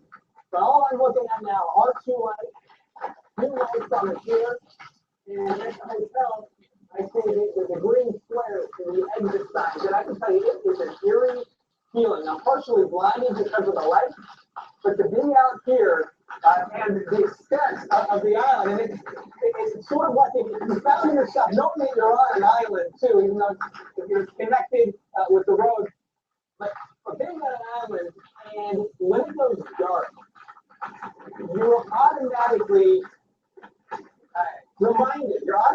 reminded that this is a big place. You know, the lights kind of distract you and it keeps you grounded.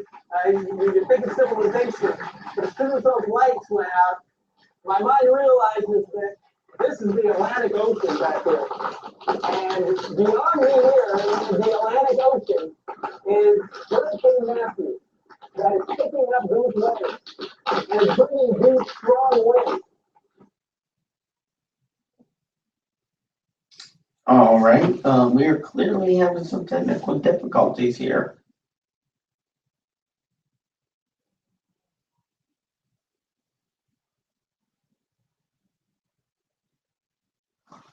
And it was just starting to get good too.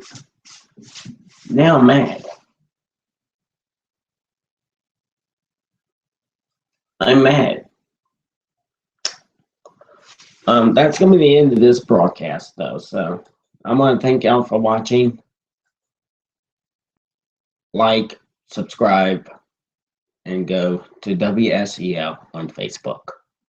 Bye-bye.